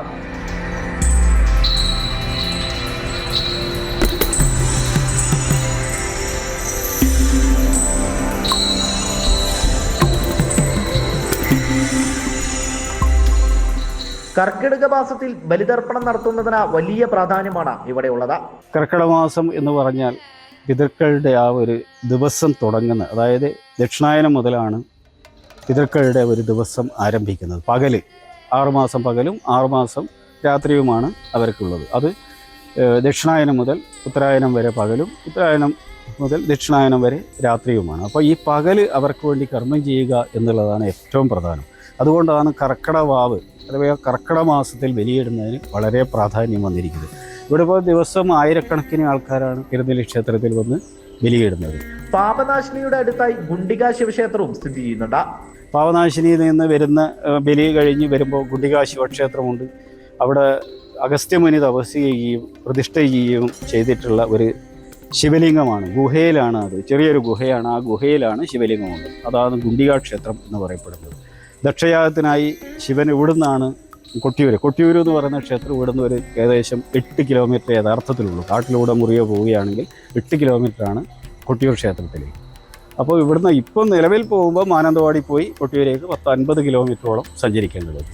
അപ്പോൾ ഈ ഗുണ്ടിക ക്ഷേത്രത്തിൽ നിന്നാണ് കൊട്ടിയൂരേക്ക് ശിവൻ പോയത് എന്നുള്ളത് വരെ ഐതിഹ്യം പറയുന്നുണ്ട്. വിഷുവാണ് ക്ഷേത്രത്തിലെ പ്രധാന ഉത്സവം. വനവാസി ഗോത്ര വിഭാഗത്തിൽപ്പെട്ട തേൻകുറുമരുടെ കോൽക്കളി വിഷുവിന് തലേ ദിവസം ക്ഷേത്രത്തിൽ എത്തിച്ചേരും. നാടിന്റെ അഭിവൃദ്ധിക്കായി വഴിപാടായാണ് കോൽക്കളി നടത്തുന്നത്.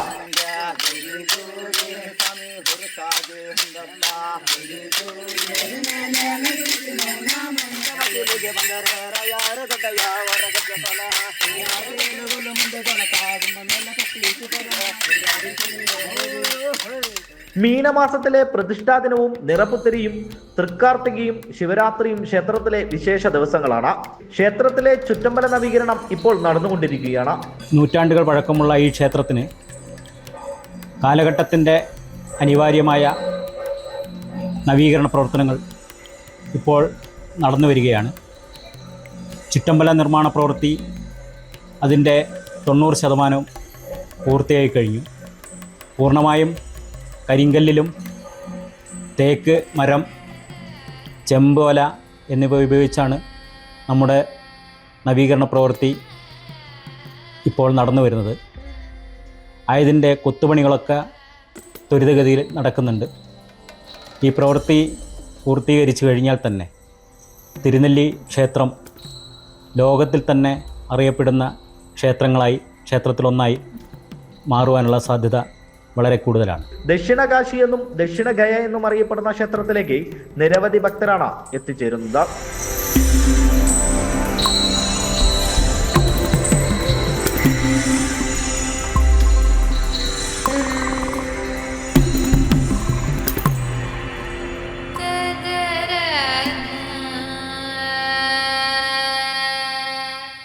ജനം, വയനാട്. തലസ്ഥാനത്ത് കർക്കിടക വാവു ബലിയോടനുബന്ധിച്ച് അരുവിക്കര ഗ്രാമപഞ്ചായത്ത് സംഘടിപ്പിക്കുന്ന കാർഷിക വ്യാവസായിക പ്രദർശനം ശ്രദ്ധ നേടുന്നു. വിവിധ തരം ചെടി നഴ്സറികൾ, കുടുംബശ്രീ ട്രേഡ് ഫെയർ സംരംഭങ്ങൾ, അമ്യൂസ്മെന്റ് പാർക്ക് ഉൾപ്പെടെ നിരവധി ഉൽപ്പന്നങ്ങൾ മേളയുടെ ഭാഗമായി പ്രദർശനത്തിനുണ്ട്. പ്രതിവർഷം 10,000-ലധികം പേരാണ് ബലിതർപ്പണത്തിനായി ഇവിടെ എത്തിച്ചേരുന്നത്. കഴിഞ്ഞ 20 വർഷമായി വിപുലമായ കാർഷിക വ്യാവസായിക പ്രദർശനങ്ങളാണ് അരുവിക്കര ഗ്രാമപഞ്ചായത്ത് നടത്തിവരുന്നത്.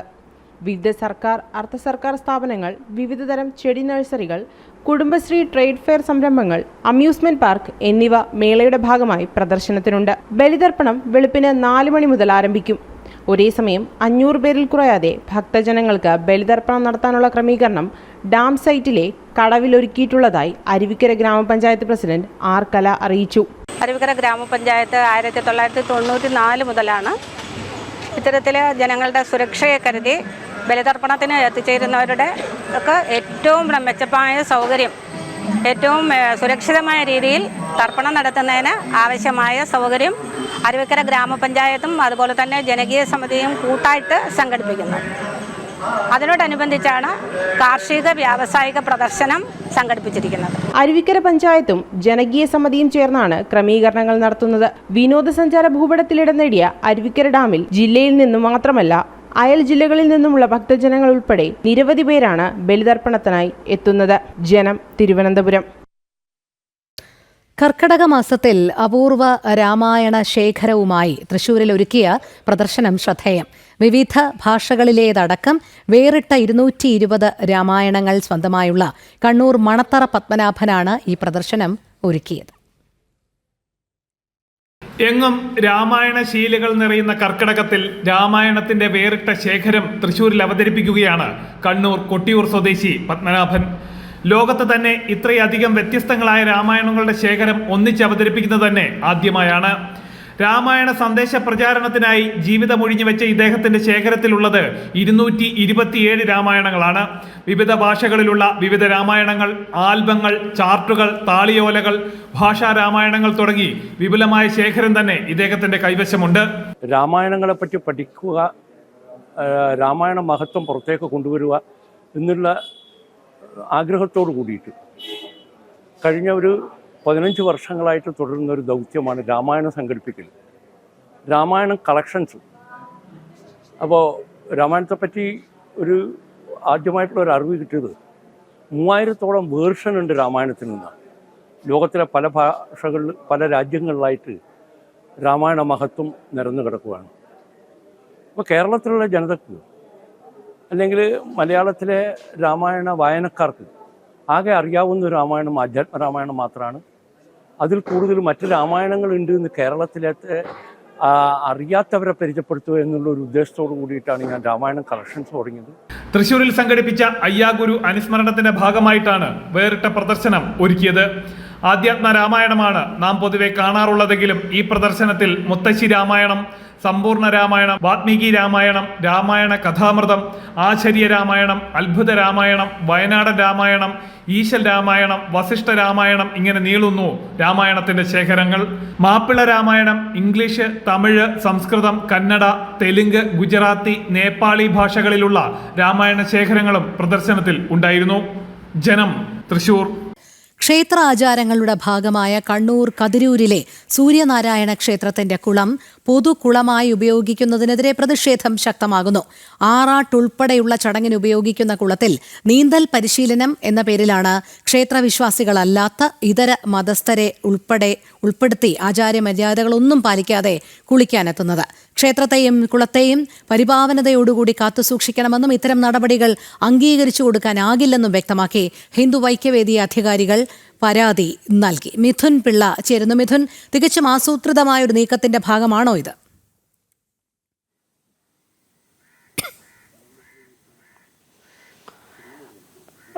രോഹിണി, പതിറ്റാണ്ടുകളുടെ പാരമ്പര്യമുള്ളൊരു ക്ഷേത്രമാണ് കതിരൂരിലെ സൂര്യനാരായണ ക്ഷേത്രം. ആ ക്ഷേത്രത്തിൻ്റെ കുളം അതുപോലെ തന്നെ പരിപാവനമായി കാണേണ്ട ഒന്നാണ്. മാത്രമല്ല, ഈ ക്ഷേത്രക്കുളം എന്ന് പറയുന്നത് ഉത്സവവുമായി ബന്ധപ്പെട്ട ആറാട്ട് ചടങ്ങുകൾക്കുൾപ്പെടെ ഉപയോഗിക്കുന്നൊരു കുളമാണ്. അതുകൂടാതെ ഈ ക്ഷേത്രത്തിലെ ശാന്തി ഉൾപ്പെടെ ദിനേന വന്ന് ശുദ്ധിയാവുന്ന ഒരു കുളം കൂടിയാണ്. അത്തരമൊരു കുളമാണ് ഈ അക്വാട്ടിക് ക്ലബ്ബ് എന്ന് പറഞ്ഞുകൊണ്ട് നീന്തൽ പരിശീലനം നടത്താൻ വേണ്ടി ഇത്തരത്തിൽ ഒരു പൊതുകുളമായി ആ ക്ഷേത്രത്തിൻ്റെ കുളം ഉപയോഗിച്ചു വരുന്നത്. ഈ സംഭവവുമായി ബന്ധപ്പെട്ടാണ് ഇപ്പോൾ വലിയ പ്രതിഷേധങ്ങൾ ഉയർന്നു വന്നിരിക്കുന്നത്. കാരണം ഇത്തരത്തിൽ ഈ ക്ഷേത്രക്കുളത്തെ എങ്ങനെയാണ് പൊതുകുളമായി ഉപയോഗിക്കാൻ പറ്റുക എന്നൊരു ചോദ്യം തന്നെയാണ് പ്രധാനമായും ഉയർന്നു വരുന്നത്. വിവിധ ആളുകൾ അവിടെ വന്ന് കുളിക്കുന്നു. ക്ഷേത്രവുമായി ബന്ധപ്പെട്ട് പരിപാവനമായി കാണേണ്ട ക്ഷേത്രക്കുളമാണ് ഇത്തരത്തിൽ ഒരു നശിപ്പിക്കുന്ന രീതിയിലുള്ളൊരു പ്രവൃത്തി ഈ അധികാരികളുടെ ഭാഗത്തു നിന്ന് ഉണ്ടായി വരുന്നത്. ഇതര മതസ്ഥരായ ആളുകൾ ഉൾപ്പെടെ അവരെ സംബന്ധിച്ച് ഇതിൻ്റെ ആചാര സംഭവങ്ങളെക്കുറിച്ച് വലിയ ധാരണ ഉണ്ടാകണമെന്നില്ല. കാരണം അവർക്ക് ക്ഷേത്രം എന്താണോ എന്നോ ക്ഷേത്രത്തിൻ്റെ പരിപാവനത എന്താണോ എന്നോ അറിയാത്ത ആളുകളായിരിക്കും. അവരെ ഉൾപ്പെടെ കൊണ്ടുവന്നുകൊണ്ടാണ് ഇത്തരത്തിലൊരു പൊതുകുളമായി ക്ഷേത്രക്കുളത്തെ ഉപയോഗിക്കുന്നൊരു സാഹചര്യമുള്ളത്. ഇതിനെതിരെയാണ് ഇപ്പോൾ ശക്തമായ പ്രതിഷേധം ഉയർന്നു വന്നിട്ടുള്ളത്. കാരണം ക്ഷേത്രം ഒരു വിനോദസഞ്ചാര കേന്ദ്രമല്ല, ക്ഷേത്രക്കുളവും. അത്തരമൊരു സാഹചര്യം ആകുമ്പോൾ അതിന് കൃത്യമായി ആചാര മര്യാദകളോടുകൂടി തന്നെ ക്ഷേത്രക്കുളത്തെ പരിപാലിക്കേണ്ടതാണ് എന്നാണ് പറയുന്നത്. ഇതുമായി ബന്ധപ്പെട്ട് ഈ ക്ഷേത്രക്കുളത്തെ പൊതുക്കുളമായി ഉപയോഗിക്കുന്നതിനെതിരെ ഇപ്പോൾ ശക്തമായ പ്രതിഷേധം ഉയർന്നു വരുന്നു. ഹിന്ദു ഐക്യവേദി ഈ ക്ഷേത്രവുമായി ബന്ധപ്പെട്ട അധികാരികൾക്ക് സംഭവവുമായി ബന്ധപ്പെട്ട് പരാതി നൽകിയിട്ടുണ്ട്.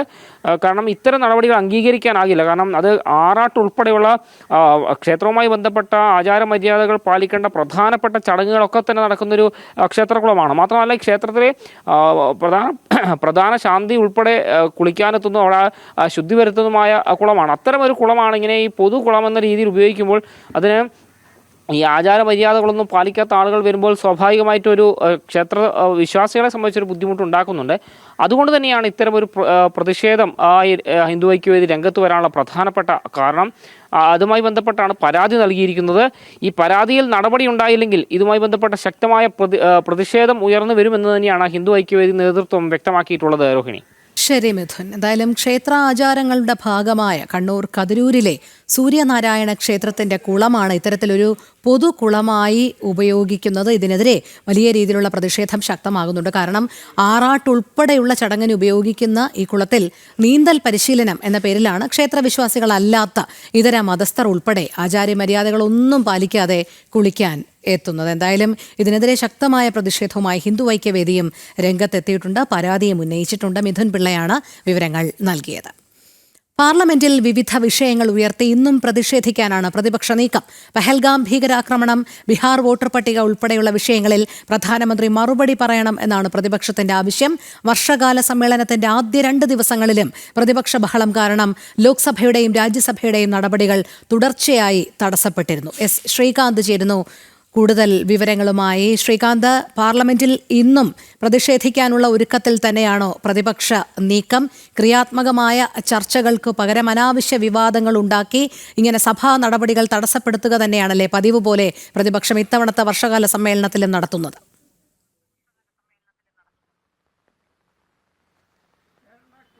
രോഹിണി, നിലവിൽ ഡൽഹിയിൽ ചെറിയ മഴയൊക്കെ പെയ്തു തുടങ്ങിയിട്ടുണ്ട്. ഈ വർഷകാല സമ്മേളനത്തിൻ്റെ എല്ലാ മൂഡും ഈ വരുന്നു എന്ന് വേണമെങ്കിൽ പറയാം. പ്രകൃതിയും അത് കൊണ്ടുവരുന്നു എന്ന് പറയാം. പക്ഷേ പാർലമെന്റിൽ എന്തായാലും ഈ ഒരു തണുപ്പ് ഉണ്ടാകും എന്ന് തോന്നുന്നില്ല. പാർലമെന്റ് കഴിഞ്ഞ 2 ദിവസമായി ചൂട് പിടിച്ച് തന്നെ മുന്നോട്ട് പോവുകയാണ്. തുടങ്ങുമ്പോൾ തന്നെ ബഹളം വയ്ക്കും, ഉടൻ തന്നെ പാർലമെന്റ് നടപടികൾ കുറച്ച് സമയത്തേക്ക് നിർത്തിവെക്കും. ഈ ചടങ്ങ് തന്നെയാണ് നടന്നുകൊണ്ടിരിക്കുന്നത്. ഇന്നും പ്രതിപക്ഷം പാർലമെന്റ് സ്തംഭിപ്പിക്കും എന്ന് തന്നെയാണ് വ്യക്തമാക്കിയിട്ടുള്ളത്. പല വിഷയങ്ങളുണ്ട്. അതിൽ ഈ ബീഹാർ വോട്ടർ പട്ടികയൊക്കെ അതിൽ അവരൊരു വിഷയമായി ഉയർത്തിക്കാണിക്കുന്നു എന്ന് പറയുമ്പോൾ നമ്മളെ അത് ഞെട്ടിക്കുന്നുണ്ട്. കാരണം ഈ റിവിഷൻ SIR നിർത്തലാക്കണം എന്നുള്ളതാണ് അവരാവശ്യപ്പെടുന്നത്. കാരണം അവരുടെ വ്യാജ വോട്ട് ബാങ്കാണ് ഇപ്പോൾ ഇങ്ങനെ പൊളിച്ചടുക്കിക്കൊണ്ടിരിക്കുന്നത് തെരഞ്ഞെടുപ്പ് കമ്മീഷൻ.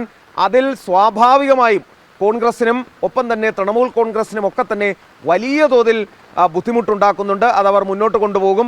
പഹൽഗാം ഭീകരാക്രമണം വലിയൊരു വിഷയമായി അവർ ചർച്ചയായി കൊണ്ടുവരുന്നുണ്ട്.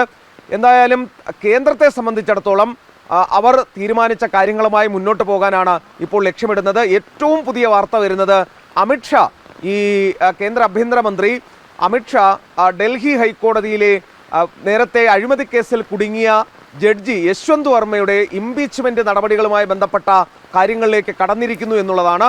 പാർലമെന്റിലേക്ക് വൈകാതെ ഈ വിഷയം എത്തും എന്നുള്ളതും നമുക്കിപ്പോൾ മനസ്സിലാക്കാൻ സാധിക്കുന്നു. ജഗദീപ് ധൻഖറിന്റെ രാജിക്ക് പിന്നാലെ ഉടലെടുത്ത ഒരു സാഹചര്യമുണ്ട്. എന്തുകൊണ്ട് രാജി ഉണ്ടായി, അതുമായി ബന്ധപ്പെട്ട് ചില അഭ്യൂഹങ്ങളൊക്കെ തന്നെ പരക്കുന്നുണ്ട്. അതെല്ലാം തന്നെ ഇന്ന് പാർലമെന്റിൽ ഒരു പക്ഷേ പ്രതിപക്ഷം ഉയർത്തിക്കൊണ്ടുവരാനുള്ള സാധ്യതയും കാണുന്നു.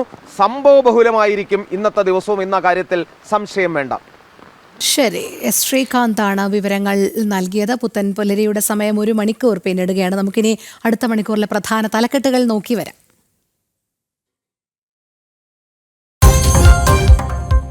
VS-ന് വിട ചൊല്ലാൻ നാട്. വിലാപയാത്ര കരുനാഗപ്പള്ളിയിൽ. അന്ത്യാഞ്ജലി അർപ്പിച്ച നാട്.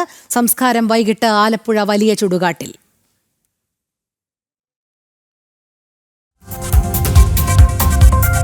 പാർലമെന്റ് ഇന്നും പ്രക്ഷുബ്ധമാക്കാൻ പ്രതിപക്ഷം. പഹൽഗാം ഭീകരാക്രമണം, ബീഹാർ വോട്ടർ പട്ടിക വിഷയങ്ങളിൽ പ്രധാനമന്ത്രി മറുപടി നൽകണമെന്ന് ആവശ്യം.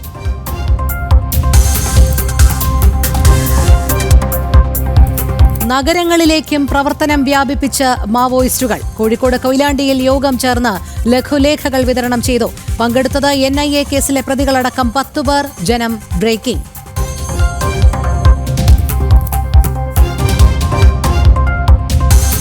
BJP സംസ്ഥാന ശില്പശാല ഇന്ന് കോട്ടയത്ത്. സംസ്ഥാന അധ്യക്ഷൻ രാജീവ് ചന്ദ്രശേഖർ ഉദ്ഘാടനം ചെയ്യും. തദ്ദേശ സ്വയംഭരണ തെരഞ്ഞെടുപ്പ് മുന്നൊരുക്കങ്ങൾ ചർച്ച ചെയ്യും.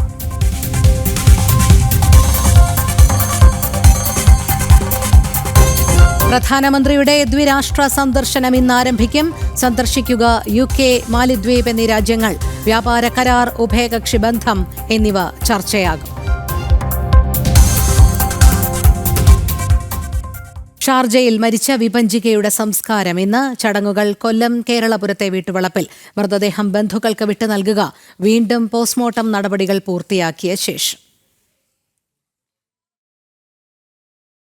ഭാരതീയ മസ്ദൂർ സംഘിന്റെ 70ാം പിറന്നാൾ ആഘോഷത്തിന്റെ സമാപനം ഇന്ന് ഡൽഹിയിൽ നടക്കും.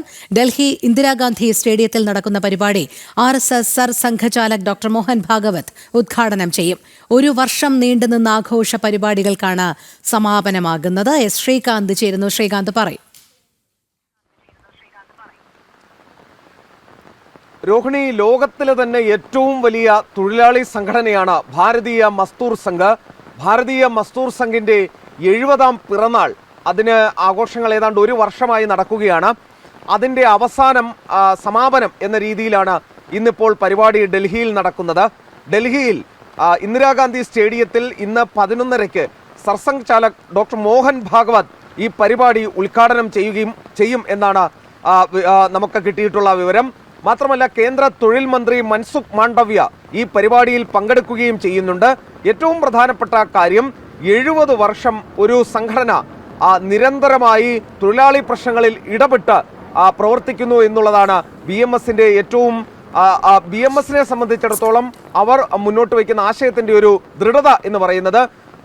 ഇടത് പാർട്ടികൾ, കമ്മ്യൂണിസ്റ്റ് തൊഴിലാളി സംഘടനകൾക്കെതിരെ നിലവിൽ വന്ന സംഘടന എന്ന നിലയിൽ ഒരു തരത്തിലുള്ള പിളർപ്പും ഉണ്ടാകാതെയാണ് ഈ 70 വർഷം പൂർത്തിയാക്കുന്നത് എന്നുള്ളതും BMSനെ സംബന്ധിച്ചിടത്തോളം വളരെ സന്തോഷകരമായ കാര്യം തന്നെയാണ്. എന്തായാലും 11:30 പരിപാടി നിശ്ചയിച്ചിട്ടുള്ളത്. അതിൻ്റെ തത്സമയ സംപ്രേഷണം ജനം TVയുടെ ഡിജിറ്റൽ പ്ലാറ്റ്ഫോമിലും അതോടൊപ്പം നമ്മുടെ ചാനലിലും അത് ഉണ്ടാവുകയും ചെയ്യും.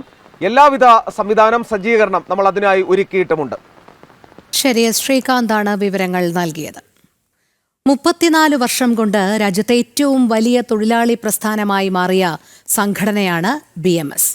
കമ്മ്യൂണിസ്റ്റ് പ്രസ്ഥാനങ്ങളെ പിന്തള്ളിയാണ് ഈ മുന്നേറ്റം കരസ്ഥമാക്കിയത്. തങ്ങളുമായി അനുഭാവമുള്ള പാർട്ടി ഭരണത്തിലെത്തുമ്പോഴും തൊഴിലാളി വിഷയത്തിൽ സമരവുമായി തെരുവിലിറങ്ങിയിട്ടുണ്ട്. കേരളത്തിൽ BMS വലിയ വളർച്ച നേടുന്നുണ്ടെന്നും കൂടുതൽ യുവാക്കളെയും വനിതകളെയും നേതൃനിരയിൽ എത്തിക്കുകയാണ് സംഘടനയുടെ ലക്ഷ്യമെന്നും അഡ്വക്കേറ്റ് CK സജി നാരായണൻ ജനം TVയോട് പറഞ്ഞു. ശ്രീകാന്ത് തയ്യാറാക്കിയ റിപ്പോർട്ടിലേക്ക്. ലോകത്തിലെ ഏറ്റവും വലിയ തൊഴിലാളി സംഘടന ഭാരതീയ മസ്ദൂർ സംഘിന് 70ാം പിറന്നാൾ, അതിൻ്റെ വലിയ ആഘോഷം നടക്കുകയാണ് ഡൽഹിയിൽ.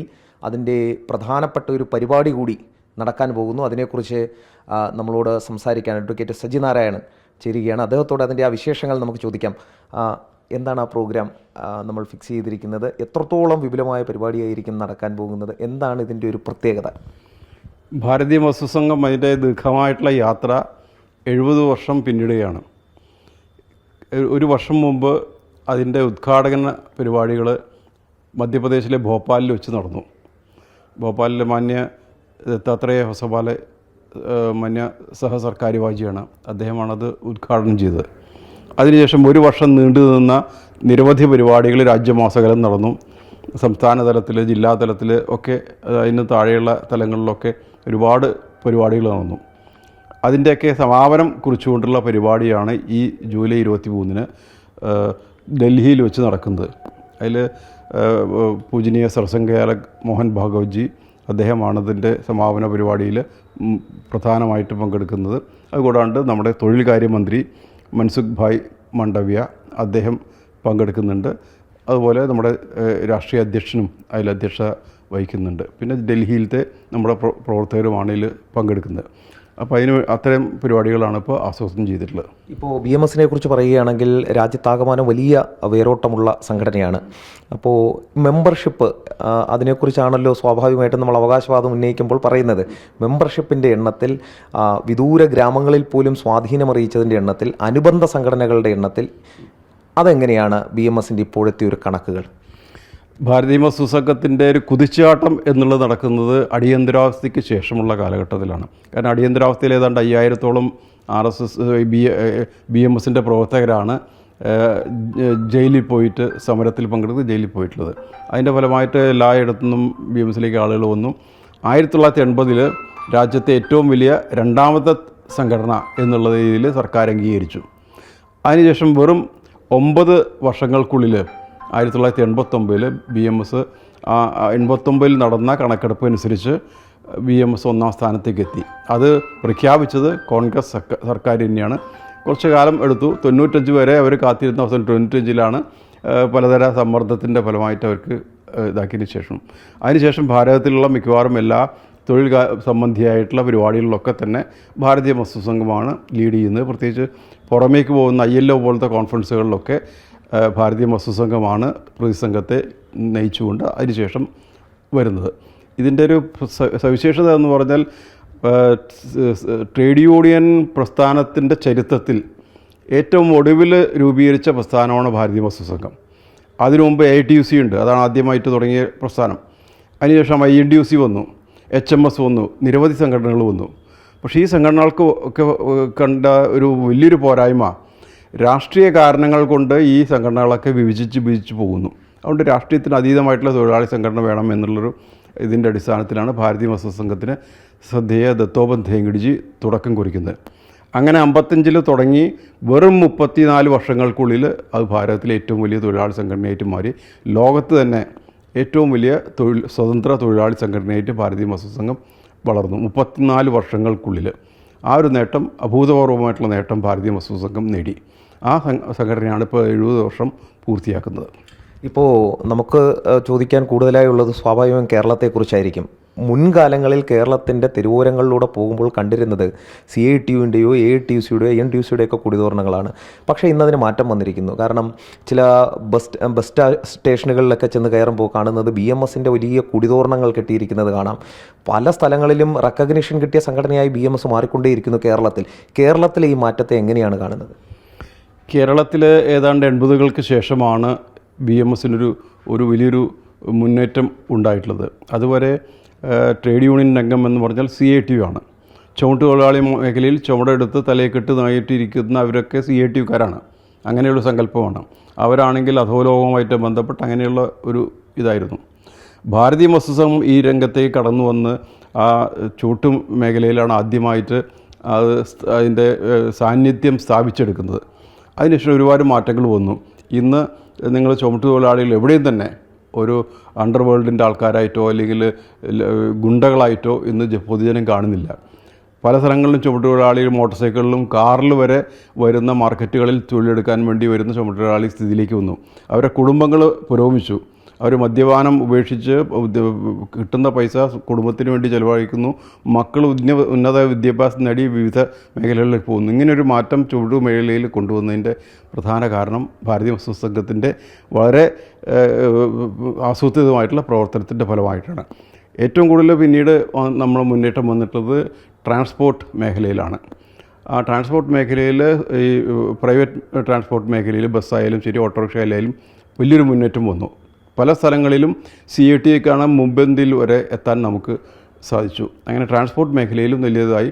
അടുത്ത കാലത്തായിട്ട് KSRTC എന്ന് പറഞ്ഞാൽ CITUവിൻ്റെ കുത്തക ഇതാണ്. അവിടെ അപ്പോയിൻറ്റ് ചെയ്തിട്ടുള്ള പല ആൾക്കാരും മിക്കവാറും ആൾക്കാരൊക്കെ CITUവിൻ്റെ അല്ലെങ്കിൽ കോൺഗ്രസിൻ്റെ ആൾക്കാരാണ്. ഭരണം ഉപയോഗിച്ച് വന്നിട്ടുള്ളവരാണ്. അവർ പോലും സീക്രട്ട് ബാലറ്റിൽ BMSൻ്റെ ഒപ്പം നിന്നു. അങ്ങനെ BMSൻ്റെ അഭൂതപൂർവമായിട്ടുള്ള വളർച്ച അവിടെ ഉണ്ടായി. അപ്പോൾ ഇന്നിപ്പോൾ BMSനെ മാറ്റി നിർത്തിക്കൊണ്ടൊരു തൊഴിൽ മേഖലയെക്കുറിച്ച് കേരളത്തെ പോലുള്ള കമ്മ്യൂണിസ്റ്റ് ആധിപത്യമുള്ള കോൺഗ്രസ് ആധിപത്യമുള്ള സ്ഥലത്ത് ചിന്തിക്കാൻ സാധിക്കാത്ത ഒരു സ്ഥിതിവിശേഷം വന്നിട്ടുണ്ട്. ഇപ്പോൾ ഈ തൊഴിലാളി സംഘടനകളെക്കുറിച്ച് നമ്മുടെ കേരളത്തിലൊക്കെ തന്നെ നമ്മൾ കാണുകയാണെങ്കിൽ, കേരളത്തിൽ ഓൾ ഓവർ ഇന്ത്യ കാണുകയാണെങ്കിൽ, ഈ സർക്കാർ ആരാണോ ഭരണത്തിലിരിക്കുന്നത് അതിൻ്റെ അനുബന്ധ സംഘടനകൾ സർക്കാർ വിലാസം സംഘടനകളായി മാറുന്ന കാഴ്ച കാണാൻ സാധിക്കും. അതിൽ നിന്നും വിഭിന്നമായി BMS-നെ വേറിട്ട് നിർത്തുന്നത് എന്താണ്? BMS-ന്റെ സ്റ്റാൻഡ്, BMS-ന്റെ നിലപാട് സർക്കാർ എടുക്കുന്ന നിലപാടുകൾക്കനുസരിച്ചാണോ മുന്നോട്ട് പോകുന്നത്?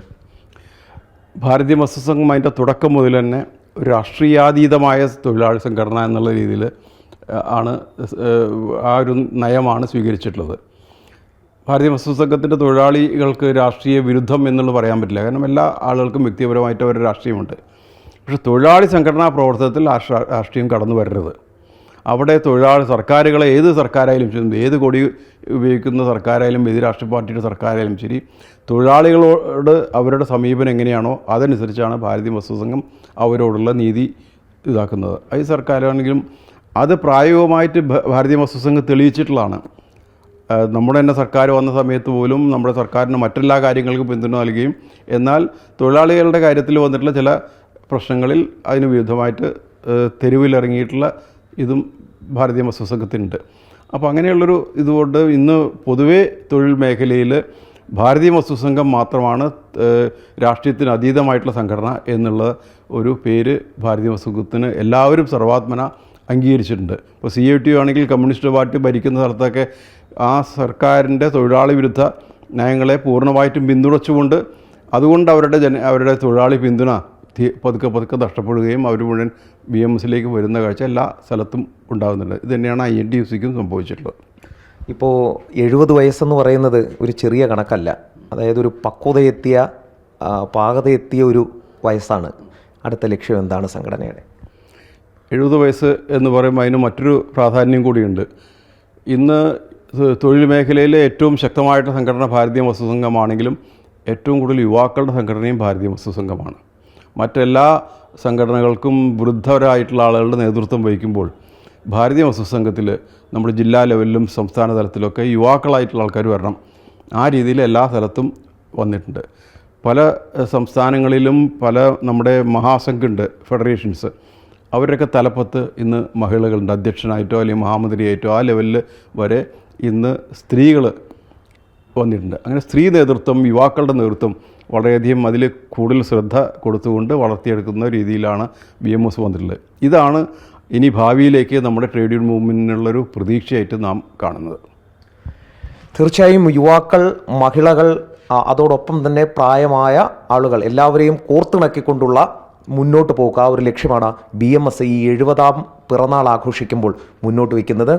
എല്ലാവിധ ആശംസകളും നേരുകയും ചെയ്യുന്നു ഈ 70ാം പിറന്നാൾ നിമിഷത്തിൽ. Cameraman കൃഷ്ണകുമാറിനൊപ്പം S. ശ്രീകാന്ത്, ജനം. പൊതു ഇടങ്ങളിലേക്കും പരസ്യമായി പ്രവർത്തനം വ്യാപിപ്പിച്ച മാവോയിസ്റ്റുകൾ കോഴിക്കോട് കൊയിലാണ്ടിയിൽ മാവോയിസ്റ്റ് അനുകൂല ആക്ടിവിസ്റ്റുകളുടെ നേതൃത്വത്തിൽ യോഗം ചേർന്ന് നഗരമധ്യത്തിൽ ലഘുലേഖ വിതരണം നടത്തി. NIA കേസിലെ പ്രതികളടക്കം 10 പേരാണ് യോഗത്തിൽ പങ്കെടുത്തത്. മാവോയിസ്റ്റ് സംഘത്തിന്റെ രാജ്യവിരുദ്ധ പ്രവർത്തനത്തിനെതിരെ രാഷ്ട്രരക്ഷാസേനയുടെ ഇടപെടലുമുണ്ടായി. ജനം ബ്രേക്കിംഗ്.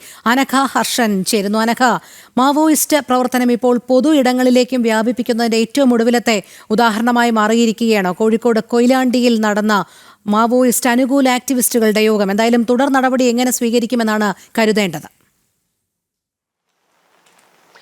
രോഹിണി, കഴിഞ്ഞ ദിവസമാണ് കോഴിക്കോട് കൊയിലാണ്ടി നഗരമധ്യത്തിൽ ഈ മാവോയിസ്റ്റ് അനുകൂല ആക്ടിവിസ്റ്റുകളായിട്ടുള്ള 10 പേർ ചേർന്ന് ഒരു യോഗം സംഘടിപ്പിച്ചത്. ഇത് വെറുമൊരു യോഗമായിരുന്നില്ല. മാവോയിസ്റ്റ് അനുകൂല പോസ്റ്ററുകൾ പതിക്കുകയും ലഘുലേഖകൾ പ്രദേശത്തെ കടകളിൽ ഇവർ വിതരണം ചെയ്യുകയും ചെയ്തിട്ടുണ്ട്. ഈ യോഗം നടന്നത് ഈ അനൂപ് മാത്യു അതുപോലെ തന്നെ CP ഇസ്മയിൽ എന്ന് പറയുന്ന 2 വ്യക്തികളുടെ നേതൃത്വത്തിലായിരുന്നു. ഇതിൽ അനൂപ് മാത്യു എന്ന് പറയുന്ന ആൾ ഈ പയ്യോളി കേന്ദ്രീകരിച്ച് ഒരു മെഡിക്കൽ റെപ്പാണ് എന്ന് വ്യാജേന താമസിക്കുകയും അവിടെ നിന്ന് മാവോയിസ്റ്റുകൾക്ക് വേണ്ട സാധനങ്ങളും മറ്റുമൊക്കെ എത്തിച്ചു നൽകുകയും ഈ വയനാട്ടിൽ പോലീസുകാരനെ ആക്രമിച്ച കേസിലെ മാവോയിസ്റ്റുകൾ പോലീസുകാരെ ആക്രമിച്ച കേസിലെ പ്രതിയും കൂടിയാണ്, NIA കേസിലെ പ്രതി കൂടിയാണ് ഈ അനൂപ് മാത്യു. ഈ കേസിൽ അകപ്പെട്ട് വർഷങ്ങളായി ജയിലിൽ കഴിയുകയായിരുന്നു.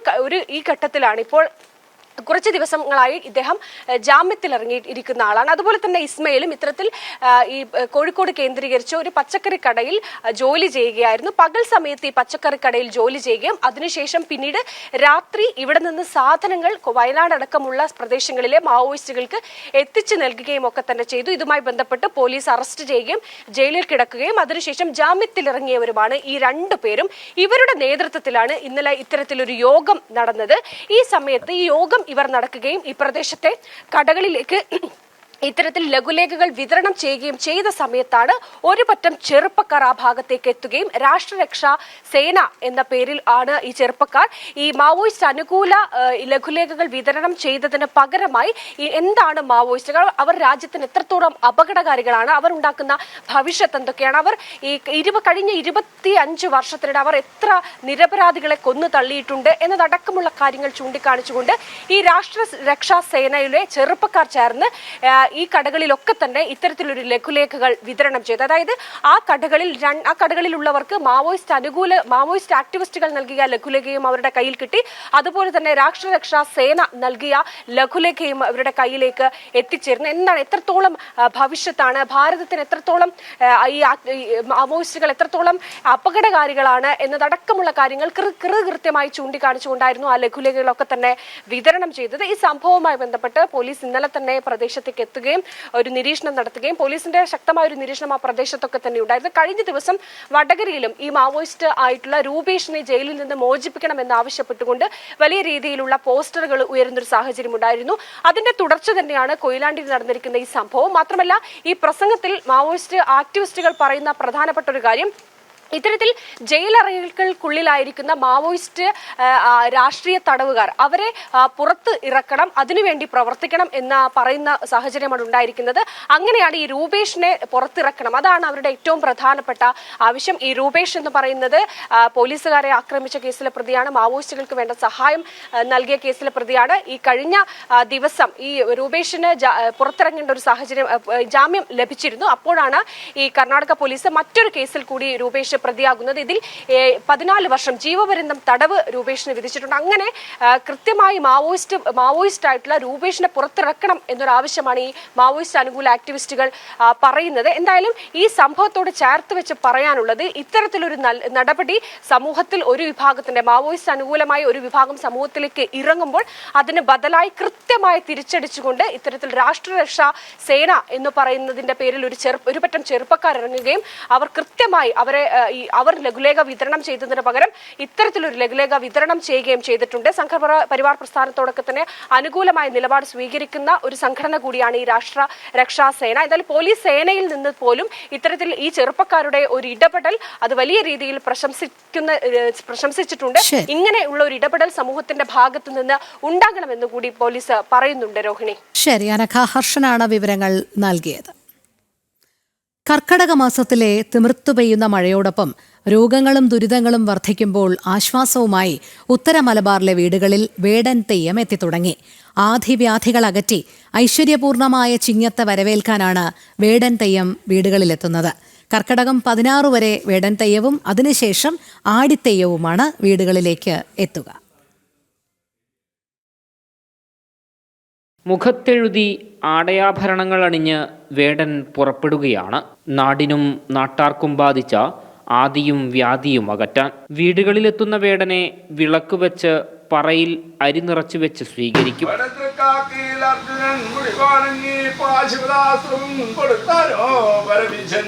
അതുകൊണ്ട് തന്നെ ഇവിടുത്തെ പിടിയൊഴിക, ഇവിടെ വാഴിക, ഇവിടുത്തെ സന്തതി നോൻകൊഴിക, കന്നുകാലികൾ പൈതങ്ങളേറ്റം വാഴിക.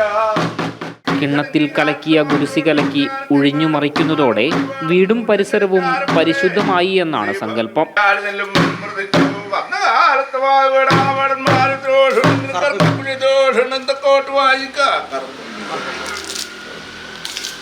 തപസ് ചെയ്തിരുന്ന അർജുനനെ പരീക്ഷിക്കാനായി വേടന്റെ രൂപത്തിൽ വന്ന പരമശിവനാണ് പിന്നീട് വേടൻ തെയ്യമായത് എന്നാണ് ഐതിഹ്യം. ആടിവേടൻ എന്ന് പൊതുവെ പറയാറുണ്ടെങ്കിലും വേടൻ മലയ സമുദായക്കാരും ആടി വണ്ണാൻ സമുദായക്കാരുമാണ് കർക്കിടക മാസത്തിൽ കെട്ടിയാടുന്നത്. വേടൻ പരമശിവനും ആദി പാർവതീ ദേവിയുമാണ്. അപ്പോൾ ഞങ്ങൾ ഇതിനെ പാടി സ്തുതിച്ച് നിങ്ങളെ 2 കുരിശിയെല്ലാം ഒഴിഞ്ഞു കഴിഞ്ഞാൽ നാട്ടിലെ പനിയും പിന്നെ അങ്ങനെ മാരി അങ്ങനെയുള്ളതായ ഇതിനെല്ലാം ശാന്തത ഉണ്ടാവുമെന്നാണ് ഇതിൻ്റെ ശാസ്ത്രം പറയുന്നത്. ഭാരതയുദ്ധമാണ് ഇതിൻ്റെ കഥ. അതാണ് നാട്ടുവഴികളിലൂടെ കടന്നുവരുന്ന വേടൻ തെയ്യം ഇന്നും നമ്മൾ കൈവിടാത്ത മൂല്യങ്ങൾ നമ്മെ ഓർമ്മപ്പെടുത്തുകയും ചെയ്യുന്നുണ്ട്. പാരമ്പര്യവും സംസ്കാരവും കൈവിടാതെ അത് ചേർത്ത് പിടിക്കേണ്ടതാണ് എന്നും ഇവർ ഓർമ്മപ്പെടുത്തുന്നു. കെ സുബിത്തിനൊപ്പം മിഥുൻ പിള്ള, ജനം, കണ്ണൂർ. BJP സംസ്ഥാന ശില്പശാല ഇന്ന് കോട്ടയത്ത് നടക്കും. നാഗമ്പടത്തെ BJP ജില്ലാ കമ്മിറ്റി ഓഫീസിൽ ചേരുന്ന ശില്പശാല സംസ്ഥാന അധ്യക്ഷൻ രാജീവ് ചന്ദ്രശേഖർ ഉദ്ഘാടനം ചെയ്യും. മിഥുൻ മുരളി ചേരുന്നു. മിഥുൻ, എപ്പോഴായിരിക്കും BJP സംസ്ഥാന ശില്പശാല കോട്ടയത്ത് ആരംഭിക്കുക? പരിപാടികൾ എങ്ങനെയൊക്കെയാണ് നിശ്ചയിച്ചിരിക്കുന്നത്?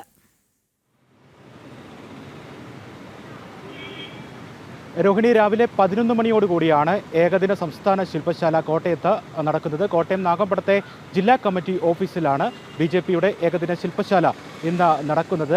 സംസ്ഥാന അധ്യക്ഷൻ രാജീവ് ചന്ദ്രശേഖർ ഉദ്ഘാടനം ചെയ്യും. സംസ്ഥാനത്തെ 30 ജില്ലാ പ്രസിഡന്റുമാർ, സംഘടനാ പ്രസിഡന്റുമാർ ഈ ശില്പശാലയിൽ പങ്കെടുക്കുന്ന എന്നുള്ള പ്രത്യേകതയുണ്ട്. ഒപ്പം തന്നെ മറ്റ് സംസ്ഥാന ജനറൽ സെക്രട്ടറിമാർ, പ്രഭാരിമാർ തുടങ്ങിയവരെല്ലാം ഏകദിന ശില്പശാലയിൽ പങ്കെടുക്കുന്നു.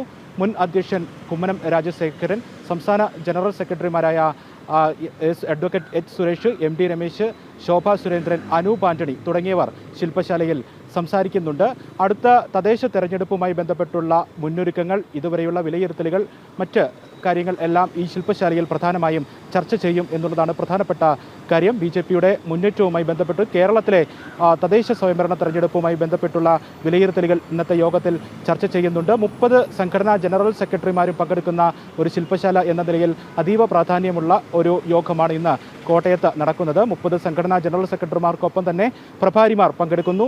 ഓരോ വിഭാഗങ്ങളായി, ഓരോ കേന്ദ്രങ്ങളായി തിരിച്ചുകൊണ്ട് തദ്ദേശ തെരഞ്ഞെടുപ്പിന് ആവശ്യമായിട്ടുള്ള മുന്നൊരുക്കങ്ങൾ, ഇതുവരെയുള്ള പ്രാഥമിക വിലയിരുത്തലുകൾ, ഇനിയുള്ള തുടർ നടപടികളെല്ലാം ഈ യോഗത്തിൽ ചർച്ച ചെയ്യപ്പെടുന്നു. സംസ്ഥാന ജനറൽ സെക്രട്ടറിമാരും എല്ലാം പങ്കെടുക്കുന്ന വിശദമായിട്ടുള്ള ഇനിയുള്ള ഘട്ടത്തിൽ, അടുത്ത ഘട്ടത്തിൽ ഈ തദ്ദേശ തെരഞ്ഞെടുപ്പുമായി ബന്ധപ്പെട്ടുള്ള വിഷയം പ്രാഥമിക പരിഗണനയായി പരിഗണിച്ചുകൊണ്ട് ഇനിയുള്ള തുടർ വിലയിരുത്തലുകളും കാര്യങ്ങളുമെല്ലാം ചർച്ച ചെയ്യുന്ന ഒരു യോഗമാണ് ഇന്ന് രാവിലെ 11 മണിയോടുകൂടി കോട്ടയത്ത് നടക്കുന്നത്. നാഗമ്പടത്ത് ജില്ലാ കമ്മിറ്റി ഓഫീസിലാണ് സംസ്ഥാന അധ്യക്ഷൻ രാജീവ് ചന്ദ്രശേഖർ രാവിലെ 11 മണിയോടെ ഏകദിന ശില്പശാല ഉദ്ഘാടനം ചെയ്യുക. 11 മണി മുതൽ ഇന്ന് പകൽ മുഴുവൻ സമയവും ഏകദിന ശില്പശാല തുടരും. വലിയ രീതിയിലുള്ള BJPയുടെ പ്രവർത്തനങ്ങളുമായി ബന്ധപ്പെട്ടുള്ള, പ്രധാനമായും തദ്ദേശ തെരഞ്ഞെടുപ്പ് മുൻനിർത്തിയുള്ള പ്രവർത്തനങ്ങളുടെ അവലോകനവും വിലയിരുത്തലുമാകും ഏകദിന ശില്പശാലയിൽ പ്രധാന ചർച്ചാ വിഷയമാകുക. രോഹിണി. ശരി, മിഥുൻ മുരളിയാണ് വിവരങ്ങൾ നൽകിയത്. എറണാകുളം ജനറൽ ആശുപത്രിയിൽ പക്ഷാഘാത ചികിത്സ മുടങ്ങിയിട്ട് 2 വർഷത്തിലേറെയായി. ന്യൂറോളജിസ്റ്റ് ഇല്ലാതായതോടെയാണ് ഇവിടുത്തെ സ്ട്രോക്ക് യൂണിറ്റ് പൂട്ടിയത്. സംഭവം വിവാദമായതോടെ വർക്കിംഗ് അറേഞ്ച്മെന്റിന്റെ ഭാഗമായി മറ്റൊരു സ്ഥലത്തേക്ക് പോയ ന്യൂറോളജിസ്റ്റ് 1 മാസം മുൻപ് തിരികെ എത്തിയെങ്കിലും യൂണിറ്റ് പ്രവർത്തനം ആരംഭിച്ചിട്ടില്ല. കൊച്ചിയിൽ നിന്നും നിഷ ദിലീപ് ചേരുന്നു ഈ വാർത്തയുടെ കൂടുതൽ വിവരങ്ങളുമായി. നിഷ, നമ്മുടെ സംസ്ഥാനത്തിന്റെ ആരോഗ്യ മേഖല ഏതൊക്കെ രീതിയിലാണ് പരിതാപകരമായി കിടക്കുന്നത് എന്നുള്ളത് നമ്മൾ കഴിഞ്ഞ കുറേ നാളുകളായി കാണുകയാണ്. ഇപ്പോൾ മനസ്സിലാക്കാൻ കഴിയുന്നത് എറണാകുളം ജനറൽ ആശുപത്രിയിലെ പക്ഷാഘാത ചികിത്സ മുടങ്ങിയിട്ട് ഏകദേശം 2 വർഷത്തിലേറെയായി എന്നുള്ളതാണ്. സംഭവം വിവാദമായതോടെ അവിടെ ന്യൂറോളജിസ്റ്റിനെ തിരികെ എത്തിച്ചിട്ടുണ്ട്. പക്ഷേ സ്ട്രോക്ക് യൂണിറ്റ് ഇപ്പോഴും പൂട്ടി തന്നെ കിടക്കുകയാണല്ലേ?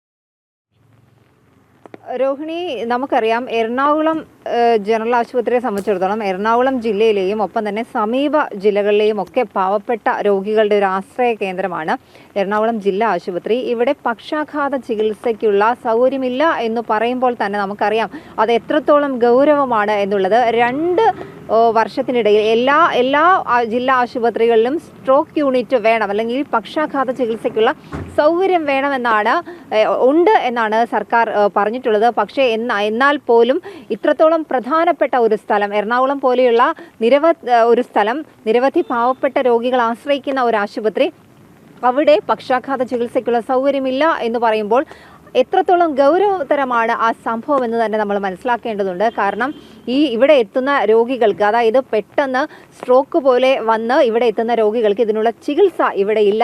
അതിനു പകരം ഇവിടെ നിന്നും സ്വകാര്യ ആശുപത്രികളിലേക്ക് രോഗികളെ റെഫർ ചെയ്യാറാണ് പതിവ്. അവിടെയുള്ള ഡോക്ടർമാർ തന്നെയാണ് ഇത്തരത്തിലുള്ള ഗൗരവമായ ഒരു കാര്യം പുറത്ത് അറിയിച്ചിട്ടുള്ളത്. എന്തായാലും ഈ എറണാകുളം ജില്ലാ ആശുപത്രിയിൽ 2016 പക്ഷാഘാതത്തിനുള്ള നൂതന ചികിത്സാ രീതി നിലവിൽ വന്നത്. ആ സമയത്ത് അവിടെ ന്യൂറോളജിസ്റ്റ് ഇല്ലാത്തത് കൊണ്ട് തന്നെ സ്വകാര്യ ആശുപത്രിയുമായി ചേർന്നായിരുന്നു ഈ സ്ട്രോക്ക് യൂണിറ്റ് പ്രവർത്തിച്ചിരുന്നത്.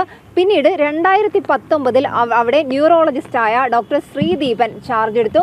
ശ്രീദീപൻ ചാർജ് എടുത്തതിന് ശേഷം 2019 മുതൽ ഡോക്ടർ അവിടെ ഉണ്ടായിരുന്നു.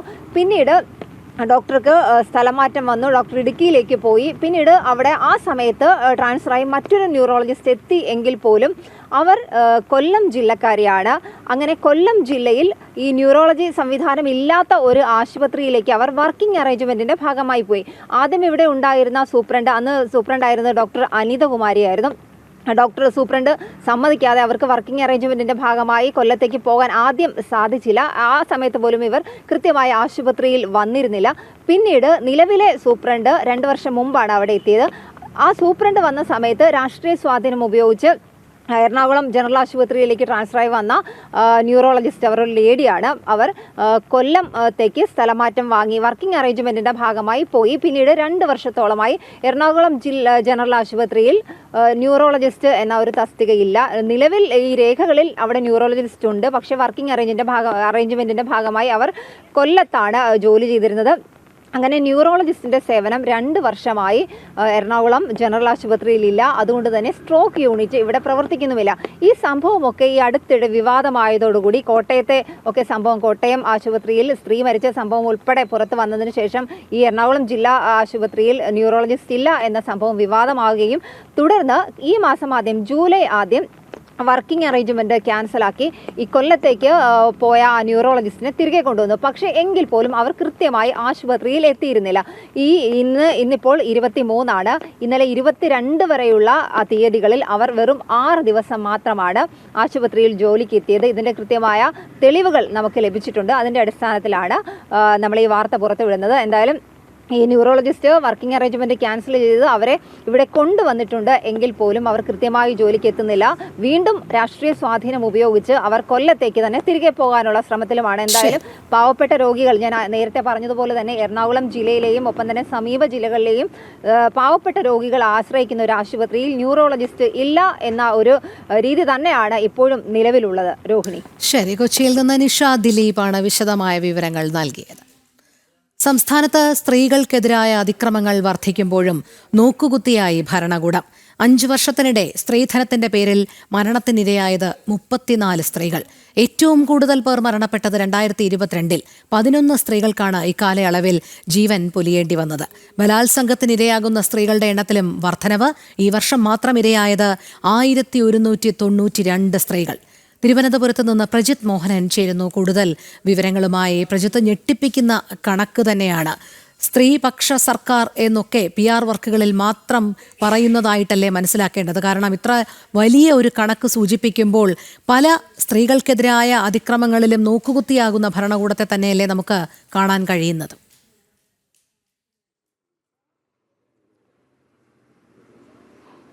സംസ്ഥാനത്ത് സ്ത്രീകൾക്കും കുട്ടികൾക്കും എതിരായിട്ടുള്ള അതിക്രമങ്ങൾ നാൾക്കുനാൾ വർദ്ധിച്ചു വരുന്നു എന്നുള്ളത് തന്നെയാണ് പലവിധമായ കണക്കുകൾ സൂചിപ്പിക്കുന്നത്. ഇപ്പോൾ നമ്മൾ ഏറ്റവും പ്രധാനപ്പെട്ട ഒരു വിഷയമായി ഇപ്പോൾ എടുക്കുന്നത് നമ്മൾ വിഭജികയുടെയൊക്കെ മരണവുമായി ബന്ധപ്പെട്ട് അല്ലെങ്കിൽ വിസ്മയ കേസ് തുടങ്ങിയിട്ടുള്ള നിരവധി സംഭവങ്ങൾ നമുക്ക് മുന്നിൽ നിൽക്കുന്ന ഈ സ്ത്രീധന മരണങ്ങൾ എന്നുള്ളതാണ്. കാരണം സ്ത്രീധനത്തിന് വേണ്ടിയിട്ടുള്ള പീഡനത്തെ തുടർന്നുള്ള ആത്മഹത്യകളോ കൊലപാതകങ്ങളോ ഒക്കെയായി നിരവധി മരണങ്ങൾ സംസ്ഥാനത്ത് റിപ്പോർട്ട് ചെയ്യുന്നുണ്ട്. അത് വർദ്ധിച്ചു വരുന്ന സാഹചര്യവുമുണ്ട്. ഇപ്പോൾ കഴിഞ്ഞ 5 വർഷത്തെ കണക്കെടുക്കുമ്പോൾ സ്ത്രീധനത്തിൻ്റെ പേരിൽ 34 സ്ത്രീകൾക്കാണ് ജീവൻ നഷ്ടമായത് എന്നുള്ളത് നമ്മൾ മനസ്സിലാക്കണം. അതിൽ ഓരോ വർഷവും അതിൻ്റെ കണക്കുകൾ വ്യത്യസ്തമാണ്. 2021 മുതൽ 2025 വരെയുള്ള 5 വർഷത്തെ കണക്കുകളാണ്. ഇതിൽ 2022 മാത്രം 11 വനിതകൾക്ക് ഈ സ്ത്രീധനവുമായി ബന്ധപ്പെട്ടുള്ള പീഡനങ്ങളെ തുടർന്നുള്ള മരണങ്ങളോ അതല്ലെങ്കിൽ ആത്മഹത്യകളോ തുടങ്ങിയിട്ടുള്ള കൊലപാതകം അങ്ങനെയുള്ള മരണങ്ങളിലൂടെ ജീവൻ നഷ്ടമായിട്ടുണ്ട്. അതോടെ 2021 അത് 9, 2022 11, 2023 8, 2024 3, 2025 മെയ് മാസം വരെ 3 വനിതകൾക്കും ഈ രീതിയിൽ സ്ത്രീധനങ്ങളുമായി ബന്ധപ്പെട്ടുള്ള ജീവൻ നഷ്ടപ്പെടുന്നത് അല്ലെങ്കിൽ ആ തരത്തിലുള്ള മരണങ്ങളിലേക്ക് പോകുന്ന സാഹചര്യം ഉണ്ടായിട്ടുണ്ട്. ഒരുപാട് കേസുകൾ ഈ രീതിയിൽ കേരളത്തിൽ റിപ്പോർട്ട് ചെയ്യപ്പെടുന്നു എന്നുള്ള കാര്യത്തിൽ തർക്കമില്ല. സ്ത്രീധനം ആവശ്യപ്പെട്ട് സ്ത്രീധന പീഡനങ്ങൾ ദിവസവും നാൾക്കുനാൾ സംസ്ഥാനത്ത് വർദ്ധിച്ചു വരുന്ന സാഹചര്യമുണ്ട്. ഈ തരത്തിലുള്ള ഒരു ഇടപെടൽ, അതായത് നമ്മുടെ നാട്ടിൽ ഇത്തരത്തിൽ സ്ത്രീധനത്തിൻ്റെ പേരിൽ സ്ത്രീകൾ മരണപ്പെടുന്ന സാഹചര്യം ഉണ്ടാകുന്നത് ഒഴിവാക്കാൻ സർക്കാരിൻ്റെ ഭാഗത്തു നിന്ന് ഒരു തരത്തിലുള്ള ഇടപെടലുകളും ഉണ്ടാകുന്നില്ല എന്നുള്ളത് വ്യക്തമാക്കുന്നതാണ് ഈ കണക്കുകൾ. ഇനി സ്ത്രീകൾക്കെതിരായ മറ്റ് അതിക്രമങ്ങളുടെ കണക്കുകളിലേക്ക് വന്നാലും ശരി, സംസ്ഥാനത്തെ ഓരോ വർഷത്തും ഉണ്ടാകുന്ന ഇത്തരം സംഭവങ്ങൾ അത് ഞെട്ടിക്കുന്ന അളവിലാണ് ഉണ്ടായിക്കൊണ്ടിരിക്കുന്നത് എന്നുള്ളതാണ്.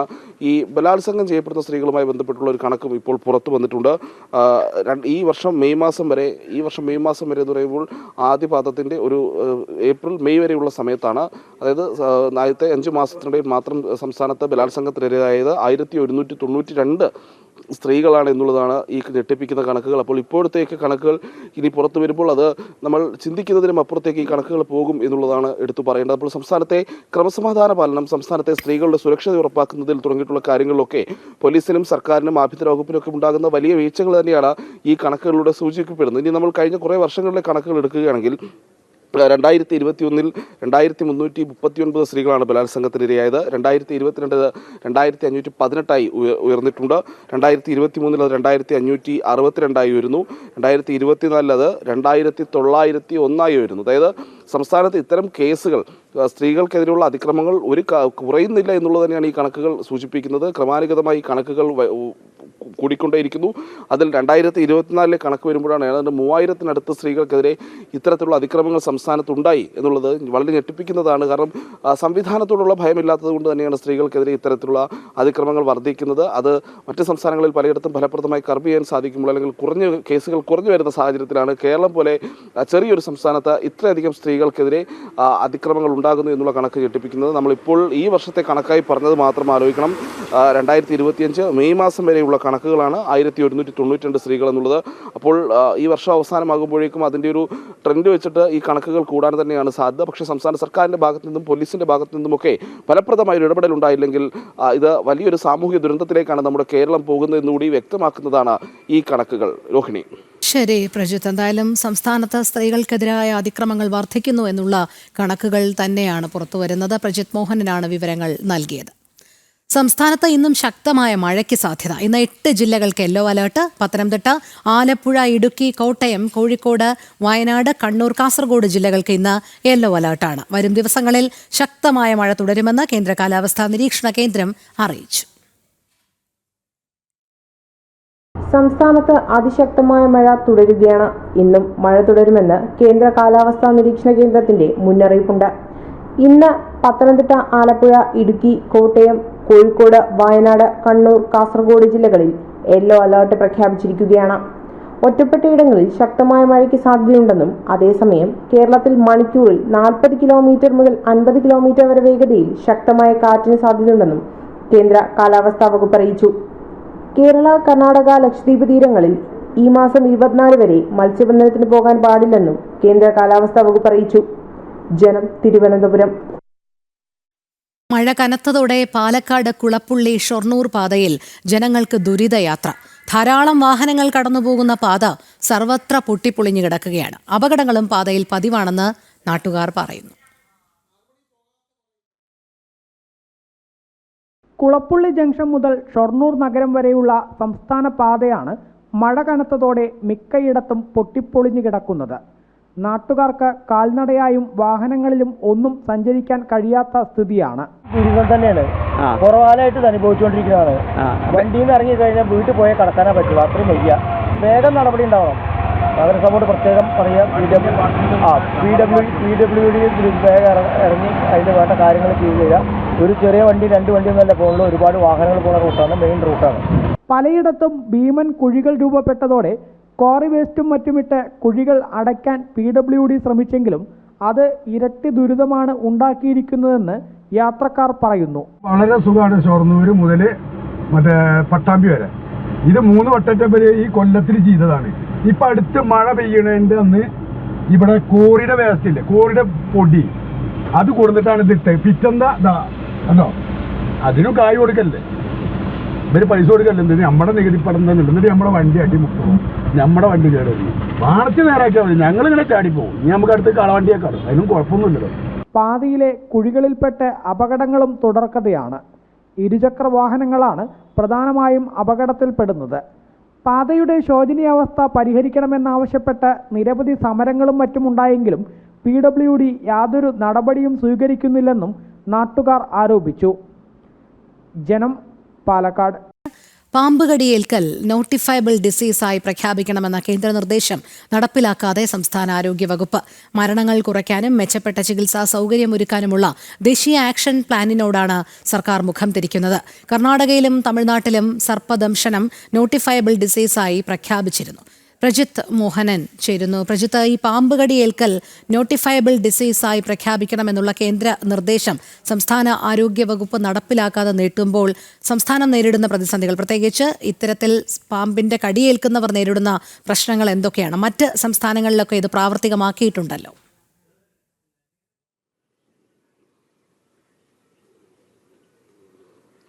പ്രതിവർഷം 58,000-ലധികം പേർ പാമ്പ് കടിയേറ്റ് മരിക്കുന്ന ഒരു രാജ്യം എന്ന നിലയിലാണ് ഭാരതത്തിൻ്റെ ഒരു പ്രത്യേക ആക്ഷൻ പ്ലാൻ 2030 ഈ പാമ്പ് കടിയേറ്റുള്ള മരണങ്ങൾ അത് പകുതിയായി കുറയ്ക്കുക എന്ന ഉദ്ദേശത്തോടുകൂടി NAPSC എന്ന് പറയുന്ന national action plan for prevention and control of snake bite ഈ വെനമിംഗ് എന്ന് പറയുന്ന ഒരു പദ്ധതി അത് കേന്ദ്ര സർക്കാർ കൊണ്ടുവന്നത്. ഇതിൻ്റെ ഭാഗമായിട്ടാണ് ഈ പാമ്പ് കടിയേറ്റുള്ള മരണങ്ങൾ അല്ലെങ്കിൽ പാമ്പ് കടിയേൽക്കലിനെ ഒരു നോട്ടിഫയബിൾ ഡിസീസായി പ്രഖ്യാപിക്കണമെന്നുള്ള നിർദ്ദേശം 2024 കേന്ദ്ര സർക്കാർ വിവിധ സംസ്ഥാനങ്ങൾക്ക് നൽകിയത്. ഇത് ആദ്യഘട്ടത്തിൽ തന്നെ കേന്ദ്രം ഇത്തരം ഒരു നിർദ്ദേശം മുന്നോട്ട് വെച്ചിട്ടുണ്ടെങ്കിലും പിന്നീട് അതൊരു ആരോഗ്യവകുപ്പിനൊരു നിർദ്ദേശമായി തന്നെ കേന്ദ്ര സർക്കാർ മുന്നോട്ട് വയ്ക്കുകയാണ് 2024 ഉണ്ടാകുന്ന സാഹചര്യം. ഇത് കർണാടകയും തമിഴ്നാടും അടക്കമുള്ള സംസ്ഥാനങ്ങൾ ഇത്തരത്തിൽ നോട്ടിഫയബിൾ ഡിസീസായി പാമ്പ് കടിയേൽക്കലിനെ ഉൾപ്പെടുത്തിയിട്ടുണ്ട്. അതിൻ്റെ ഒരു പ്രത്യേകത എന്ന് പറയുന്നത്, ഒന്ന്, ഈ പാമ്പ് കടിയേറ്റുള്ള മരണങ്ങൾ അല്ലെങ്കിൽ പാമ്പ് കടിയേൽക്കുന്ന സംഭവങ്ങളെ പറ്റിയുള്ള വിശദമായ ഡാറ്റ കളക്ഷൻ, അതിൻ്റെ വിവരശേഖരണം, ഓരോ സംഭവവും ഒരു കോവിഡ് മരണം ഉണ്ടാകുന്നത് പോലെയോ അല്ലെങ്കിൽ ഒരു H1N1 ബാധ ഉണ്ടാകുന്നത് പോലെയോ കേന്ദ്രത്തെയും ആരോഗ്യ മന്ത്രാലയത്തെയും എല്ലാം അറിയിക്കുന്ന രീതിയിലേക്ക്, അതിൻ്റെ കണക്കെടുപ്പ് നടക്കുന്ന രീതിയിലേക്ക് കൊണ്ടുപോകുന്നതാണ് ഈ നോട്ടിഫയബിൾ ഡിസീസ് എന്ന് പറയുമ്പോൾ ഉണ്ടാകുന്ന അതിൻ്റെ ഒരു പ്രത്യേകത എന്നുള്ളത്. അതായത് ഉണ്ടാകുന്ന ഇത്തരം സംഭവങ്ങളെ, അത്തരം കേസുകൾ അത് കേന്ദ്രത്തിൻ്റെ ഡാറ്റാബേസിൽ വരെ എത്തുന്നു എന്നുള്ളതാണ്. അതോടൊപ്പം തന്നെ നോട്ടിഫയബിൾ ഡിസീസായി പ്രഖ്യാപിക്കുന്ന അത്തരം സംഭവങ്ങളെ അല്ലെങ്കിൽ അത്തരം സ്നേക്ക് ബൈറ്റ് പോലെയുള്ള സംവിധാനങ്ങൾ അല്ലെങ്കിൽ രോഗങ്ങളെ അതിനൊരു സമഗ്രമായ ഒരു ആക്ഷൻ പ്ലാൻ പ്രാദേശിക തലം മുതൽ നടപ്പിലാക്കേണ്ടി വരും. പ്രത്യേകിച്ച് പാമ്പ് കടിയുടെ കാര്യമാണെങ്കിൽ ഈ ആൻറ്റിവെനം അടക്കമുള്ള അതിന് പ്രതിരോധ മാർഗ്ഗങ്ങൾ അല്ലെങ്കിൽ ചികിത്സാ മാർഗ്ഗങ്ങൾ അത് പ്രാദേശിക തലം മുതൽ നടപ്പിലാക്കേണ്ടി വരുമ്പോൾ കൂടുതൽ ആളുകളുടെ ജീവൻ നഷ്ടമാകുന്നത് ഒഴിവാക്കാൻ കഴിയും. അതോടൊപ്പമാണ് കൂടുതൽ അവബോധ പ്രവർത്തനങ്ങൾ, ഈ പാമ്പുകളുടെ ആവാസ വ്യവസ്ഥയിൽ ഉണ്ടാകുന്ന മാറ്റങ്ങളെക്കുറിച്ചുള്ള പഠനങ്ങൾ, അവ പുനഃസ്ഥാപിക്കാനും മനുഷ്യരുമായി അവ സമ്പർക്കത്തിലെത്തുന്ന സാഹചര്യങ്ങൾ കുറയ്ക്കാനും കൂടുതൽ കാടുകളിലേക്ക് അയക്കാൻ കഴിയുന്ന, കൂടുതൽ വിഭാവനം ചെയ്യാൻ കഴിയുന്ന ഒട്ടനവധി പദ്ധതികൾ അതിൻ്റെ ഭാഗമായിട്ട് വരുമെന്നുള്ളതാണ് ഈ നാഷണൽ ആക്ഷൻ പ്ലാനിൻ്റെ ഒരു പ്രത്യേകത. ഇതിൻ്റെ ആരോഗ്യപരമായ ഏറ്റവും പ്രധാനപ്പെട്ട കാര്യം എന്ന് പറയുന്നത് പ്രാദേശിക തലത്തിലേക്ക് വരെ ആൻറ്റിവെനം എത്തിക്കാൻ കഴിയുന്നു എന്നുള്ള അല്ലെങ്കിൽ എത്തിക്കേണ്ടി വരുന്നു എന്നുള്ളൊരു ബാധ്യത അത് സംസ്ഥാന ആരോഗ്യ വകുപ്പിലേക്കും സർക്കാരിലേക്കും എത്തുന്നു എന്നുള്ളതാണ്. അതുകൊണ്ട് തന്നെ സാധാരണക്കാർക്കൊക്കെ വളരെ പെട്ടെന്ന് ആൻറ്റിവെനം ആക്സസ് ചെയ്യാൻ കഴിയുന്ന ഒരു സാഹചര്യം കൂടി സൃഷ്ടിക്കപ്പെടും. എന്നാൽ ഇത്രയും കാലമായിട്ടും 2024 അവസാനത്തോടെയാണ് കേന്ദ്രം ഒരു നിർദ്ദേശം നൽകുന്നത്. മറ്റ് സംസ്ഥാനങ്ങൾ ഇത് നടപ്പിലാക്കി കഴിഞ്ഞിട്ടും കേരളത്തിൽ ഇത് നടപ്പിലാക്കാതെ പോവുകയാണ്. ഇതിന് പിന്നിലുള്ളൊരു പ്രധാനപ്പെട്ട കാര്യം എന്ന് പറയുന്നത്, നിലവിൽ ഈ പാമ്പ് ബന്ധപ്പെട്ടുള്ള എല്ലാ കാര്യങ്ങളും നിലവിൽ വനം വകുപ്പിൻ്റെ നിയന്ത്രണത്തിലാണുള്ളത്. ഈ വനം വകുപ്പും ആരോഗ്യ വകുപ്പും തമ്മിലുള്ളൊരു പിടിവലി മൂലമാണ് ഇത്തരം ജനങ്ങൾക്ക് ഉപകാരപ്രദമാകേണ്ട കേന്ദ്ര സർക്കാർ വലിയൊരു കാഴ്ചപ്പാടോടുകൂടി കൊണ്ടുവന്ന ഒരു ആക്ഷൻ പ്ലാൻ അത് കേരളത്തിൽ നടപ്പിലാകാതെ പോകുന്നത് എന്നുള്ളതാണ്. നമ്മൾ മനസ്സിലാക്കേണ്ട ഒരു കാര്യം, കഴിഞ്ഞ വർഷം കേരളത്തിൽ ഉണ്ടായിട്ടുള്ള വന്യജീവി ആക്രമണങ്ങളിലെ സിംഹഭാവവും ഏതാണ്ട് 901 പേർ വന്യജീവി ആക്രമണങ്ങളിൽ കൊല്ലപ്പെടുന്ന സമയത്ത് അതിൽ 600 പേര് മരിച്ചത് പാമ്പ് കടിയേറ്റാണ് എന്നുള്ളത് നമ്മൾ എടുത്തു പറയേണ്ട ഒരു കാര്യമാണ്. അത്തരം ഒരു സംസ്ഥാനത്താണ് ഇത്തരത്തിൽ കേന്ദ്രം ആ പാമ്പ് കടിയേറ്റുള്ള മരണങ്ങൾ അത് കുറയ്ക്കുന്നതിന് വേണ്ടി കൊണ്ടുവന്ന ഒരു ആക്ഷൻ പ്ലാൻ നടപ്പിലാകാതെ പോകുന്നത് എന്നുള്ളതാണ് എടുത്തു പറയേണ്ടത്. ഈ സാമ്പത്തിക വർഷവും ഇതുവരെ ഏതാണ്ട് പുറത്തു വന്ന കണക്കുകൾ പ്രകാരം 7 പേർ ഇതുവരെ പാമ്പ് കടിയേറ്റ് മരിച്ചു എന്നുള്ളതാണ്. അത് ഒരു കൃത്യമായ കണക്കല്ല എന്ന് കൂടി പറയേണ്ടിയിരിക്കുന്നു. ചില വാർത്തകളുടെയൊക്കെ അടിസ്ഥാനത്തിലുള്ള കണക്കുകളാണ്. ഔദ്യോഗികമായിട്ടുള്ള വിവരശേഖരണം പോലും കൃത്യമായി നടപ്പിലാക്കാത്തത് കൊണ്ടാണ് കൃത്യമായി എത്ര പേർക്ക് പാമ്പ് കടി ഏൽക്കുന്നു എന്നുള്ള ഒരു കണക്ക് പുറത്തു വരാത്തതെന്ന് കൂടി നമ്മൾ പറഞ്ഞു വെക്കേണ്ടി വരും. ഇപ്പോൾ ഒരു കോവിഡ് മരണം ഉണ്ടാകുമ്പോൾ അതിൽ കേന്ദ്ര ആരോഗ്യ മന്ത്രാലയം കൃത്യം എത്ര മരണങ്ങൾ ഉണ്ടായി എന്നുള്ളത് കൃത്യമായി കണക്കുകൾ പുറത്തുവിടുന്ന ഒരു സാഹചര്യമുണ്ട്. പക്ഷേ പാമ്പ് കടിയേറ്റുള്ള മരണങ്ങളിൽ പലപ്പോഴും വനം വകുപ്പിൻ്റെ പലതരം വീഴ്ചകൾ കൊണ്ട് അത്തരം കണക്കുകൾ ശേഖരിക്കപ്പെടാറില്ല. അതുകൊണ്ട് തന്നെ കേരളത്തിൻ്റെ ഒരു യഥാർത്ഥ ചിത്രം എത്രയധികം പാമ്പ് കടിയേറ്റുള്ള മരണങ്ങൾ കേരളത്തിൽ ഉണ്ടാകുന്നു എന്നുള്ളത് പോലും കൃത്യമായി പുറത്തു വരാറുള്ള സാഹചര്യമുണ്ട്. അപ്പോൾ ഇതിലെല്ലാം വലിയ മാറ്റം വരുന്നതാണ് ഈ പാമ്പ് കടിയേറ്റുള്ള മരണങ്ങൾ നോട്ടിഫയബിൾ ഡിസീസായി പ്രഖ്യാപിക്കുന്നതിലൂടെ സാധ്യമാകുന്നത് എന്നുള്ളതാണ്. അപ്പോൾ അത്തരമൊരു പ്രധാനപ്പെട്ട നിർദ്ദേശം ഇതൊരു സാധാരണഗതിയിലുള്ള ഒരു കാര്യമല്ല എന്നുള്ളത് എടുത്തു പറഞ്ഞുകൊള്ളട്ടെ. കാരണം കേന്ദ്ര സർക്കാർ ഒരു നിർദ്ദേശം നൽകി അത് നടപ്പിലാക്കാതെ പോകുന്ന ഒരു സാഹചര്യമല്ല ഇത്.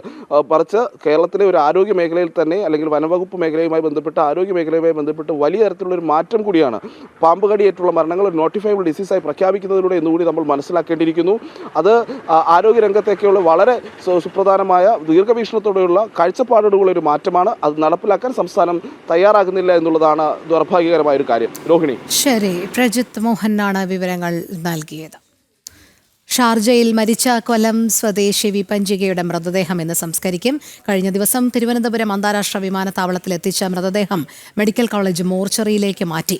ബന്ധുക്കളുടെ ആവശ്യപ്രകാരം വീണ്ടും പോസ്റ്റ്മോർട്ടം നടത്തിയ ശേഷമാകും മൃതദേഹം വിട്ടു നൽകുക. ശ്രീനന്ദ ചേരുന്നു. ശ്രീനന്ദ, പറയൂ, എപ്പോഴായിരിക്കും വിപഞ്ചികയുടെ സംസ്കാര ചടങ്ങുകൾ? അതിനു മുൻപ് പോസ്റ്റ്മോർട്ടം നടപടികൾ എവിടെ വെച്ചായിരിക്കും, എപ്രകാരമായിരിക്കും?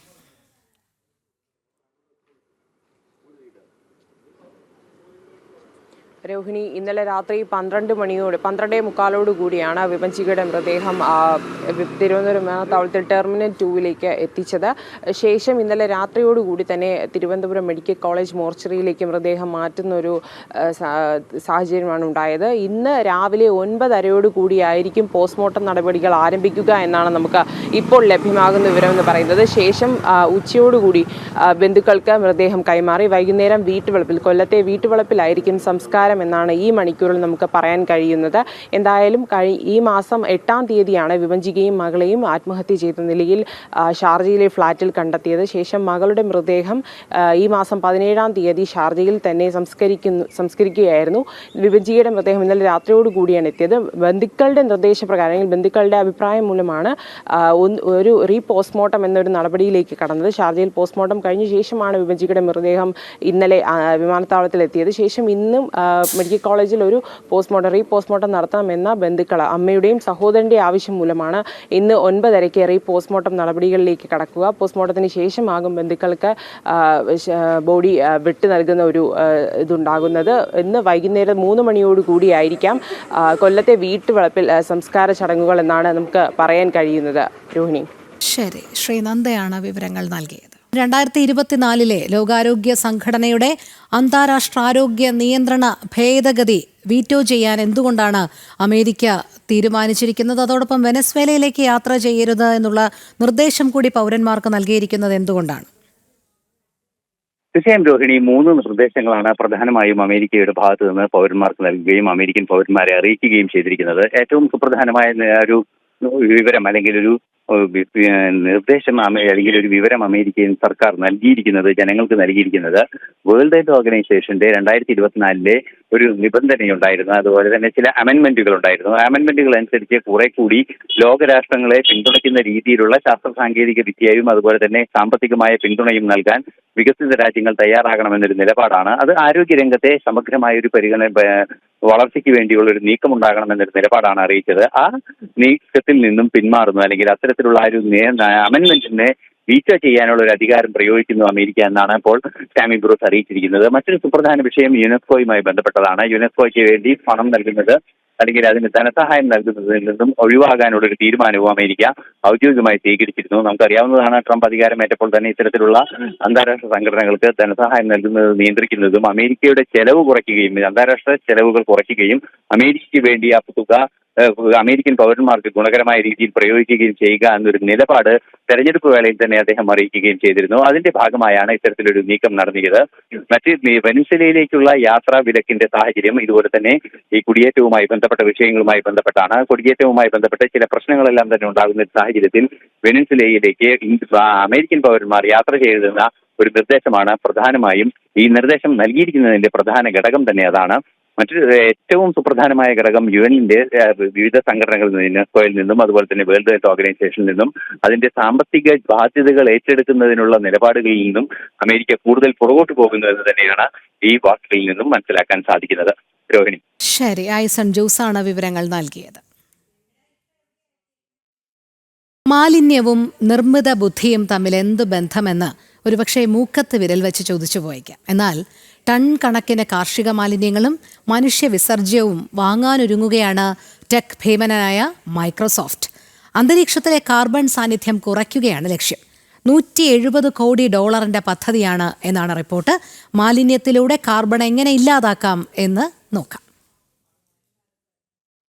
അമേരിക്കൻ ആസ്ഥാനമായി പ്രവർത്തിക്കുന്ന സ്റ്റാർട്ടപ്പായ വോൾട്ടഡ് ഡീപ്പുമായി സഹകരിച്ചാണ് മൈക്രോസോഫ്റ്റ് പദ്ധതി നടപ്പിലാക്കുക.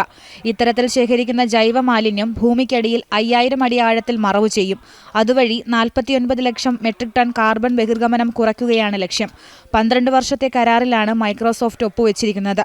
ഡേറ്റാ സെന്ററുകളിൽ AI സാങ്കേതിക വിദ്യകൾ വികസിപ്പിക്കുമ്പോഴും പ്രവർത്തിപ്പിക്കുമ്പോഴും വൻ തോതിലാണ് ഊർജ്ജം പുറന്തള്ളുന്നത്. ഇതുവഴി കാർബൺ വ്യാപനവും കൂടുന്നു. ഇത് തടയാനാണ് പുത്തൻ നീക്കം. മാലിന്യങ്ങൾ ശേഖരിച്ച് മണ്ണിനടിയിൽ നിക്ഷേപിക്കുകയാണ് വോൾട്ടഡ് ഡീപ്പ് ചെയ്യുന്നത്. മനുഷ്യവിസർജ്യത്തിന് പുറമെ അഴുക്കുചാലിൽ നിന്നും കൃഷിയിടങ്ങളിൽ നിന്നും മില്ലുകളിൽ നിന്നുമൊക്കെ മാലിന്യം ശേഖരിക്കും. ഇത് അരച്ച് ബയോ സ്ലറിയാക്കി മാറ്റും. ഇത് പമ്പുകൾ ഉപയോഗിച്ച് ഭൂമിക്കടിയിൽ മറവു ചെയ്യും. ഈ പ്രക്രിയ വഴി മാലിന്യങ്ങൾ പ്രകൃതിദത്തമായി വിഘടിക്കും. മീഥെയ്ൻ പോലുള്ള ഹരിതഗൃഹ വാതകങ്ങൾ പുറന്തള്ളുന്നത് തടയുകയും ചെയ്യുന്നു. 2030 ആകുമ്പോഴേക്കും കാർബൺ നെഗറ്റീവ് ആകാനുള്ള ശ്രമത്തിലാണ് മൈക്രോസോഫ്റ്റ്. സയൻസ് ഡെസ്ക്, ജനം. കോഴിക്കോട് ചുറ്റക്കരയിലെ അയ്യപ്പ ഭജന മഠത്തിന് നേരെ ആക്രമണമുണ്ടായി 1 വർഷം കഴിഞ്ഞിട്ടും കുറ്റക്കാർക്കെതിരെ നടപടി സ്വീകരിക്കാതെ പോലീസ്. കുറ്റവാളികളെ നിയമത്തിന് മുന്നിൽ കൊണ്ടുവരണമെന്നാവശ്യപ്പെട്ട് അയ്യപ്പ ഭജന മഠം സംരക്ഷണ സമിതി നടത്തുന്ന റിലേ സത്യാഗ്രഹ സമരം 391 ദിവസത്തിലേക്ക് കടക്കുകയാണ്. 2024 ജൂൺ 27-നാണ് ചിറ്റക്കടവിലെ അയ്യപ്പ ഭജന മഠത്തിന് നേരെ സാമൂഹ്യ വിരുദ്ധരുടെ ആക്രമണമുണ്ടായത്. മഠത്തിന്റെ ചുമരുകളിൽ അശ്ലീല വാചകങ്ങൾ എഴുതുകയും മേൽക്കൂര തകർക്കുകയും ചെയ്തു.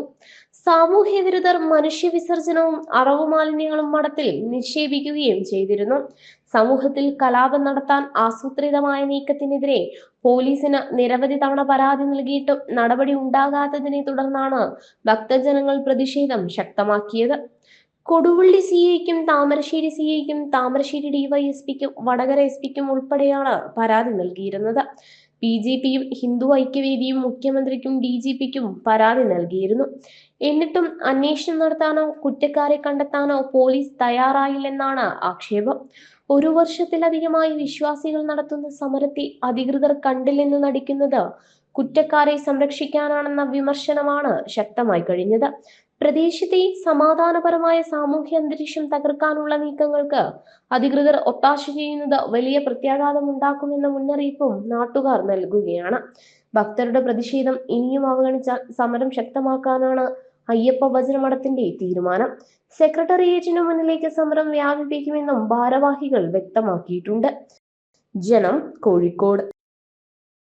പുത്തൻ പുലരിയുടെ സമയം ഇവിടെ പൂർണ്ണമാകുകയാണ്. എല്ലാ പ്രേക്ഷകർക്കും ഒരിക്കൽ കൂടി ശുഭദിനം ആശംസിക്കുന്നു. നന്ദി, നമസ്തേ.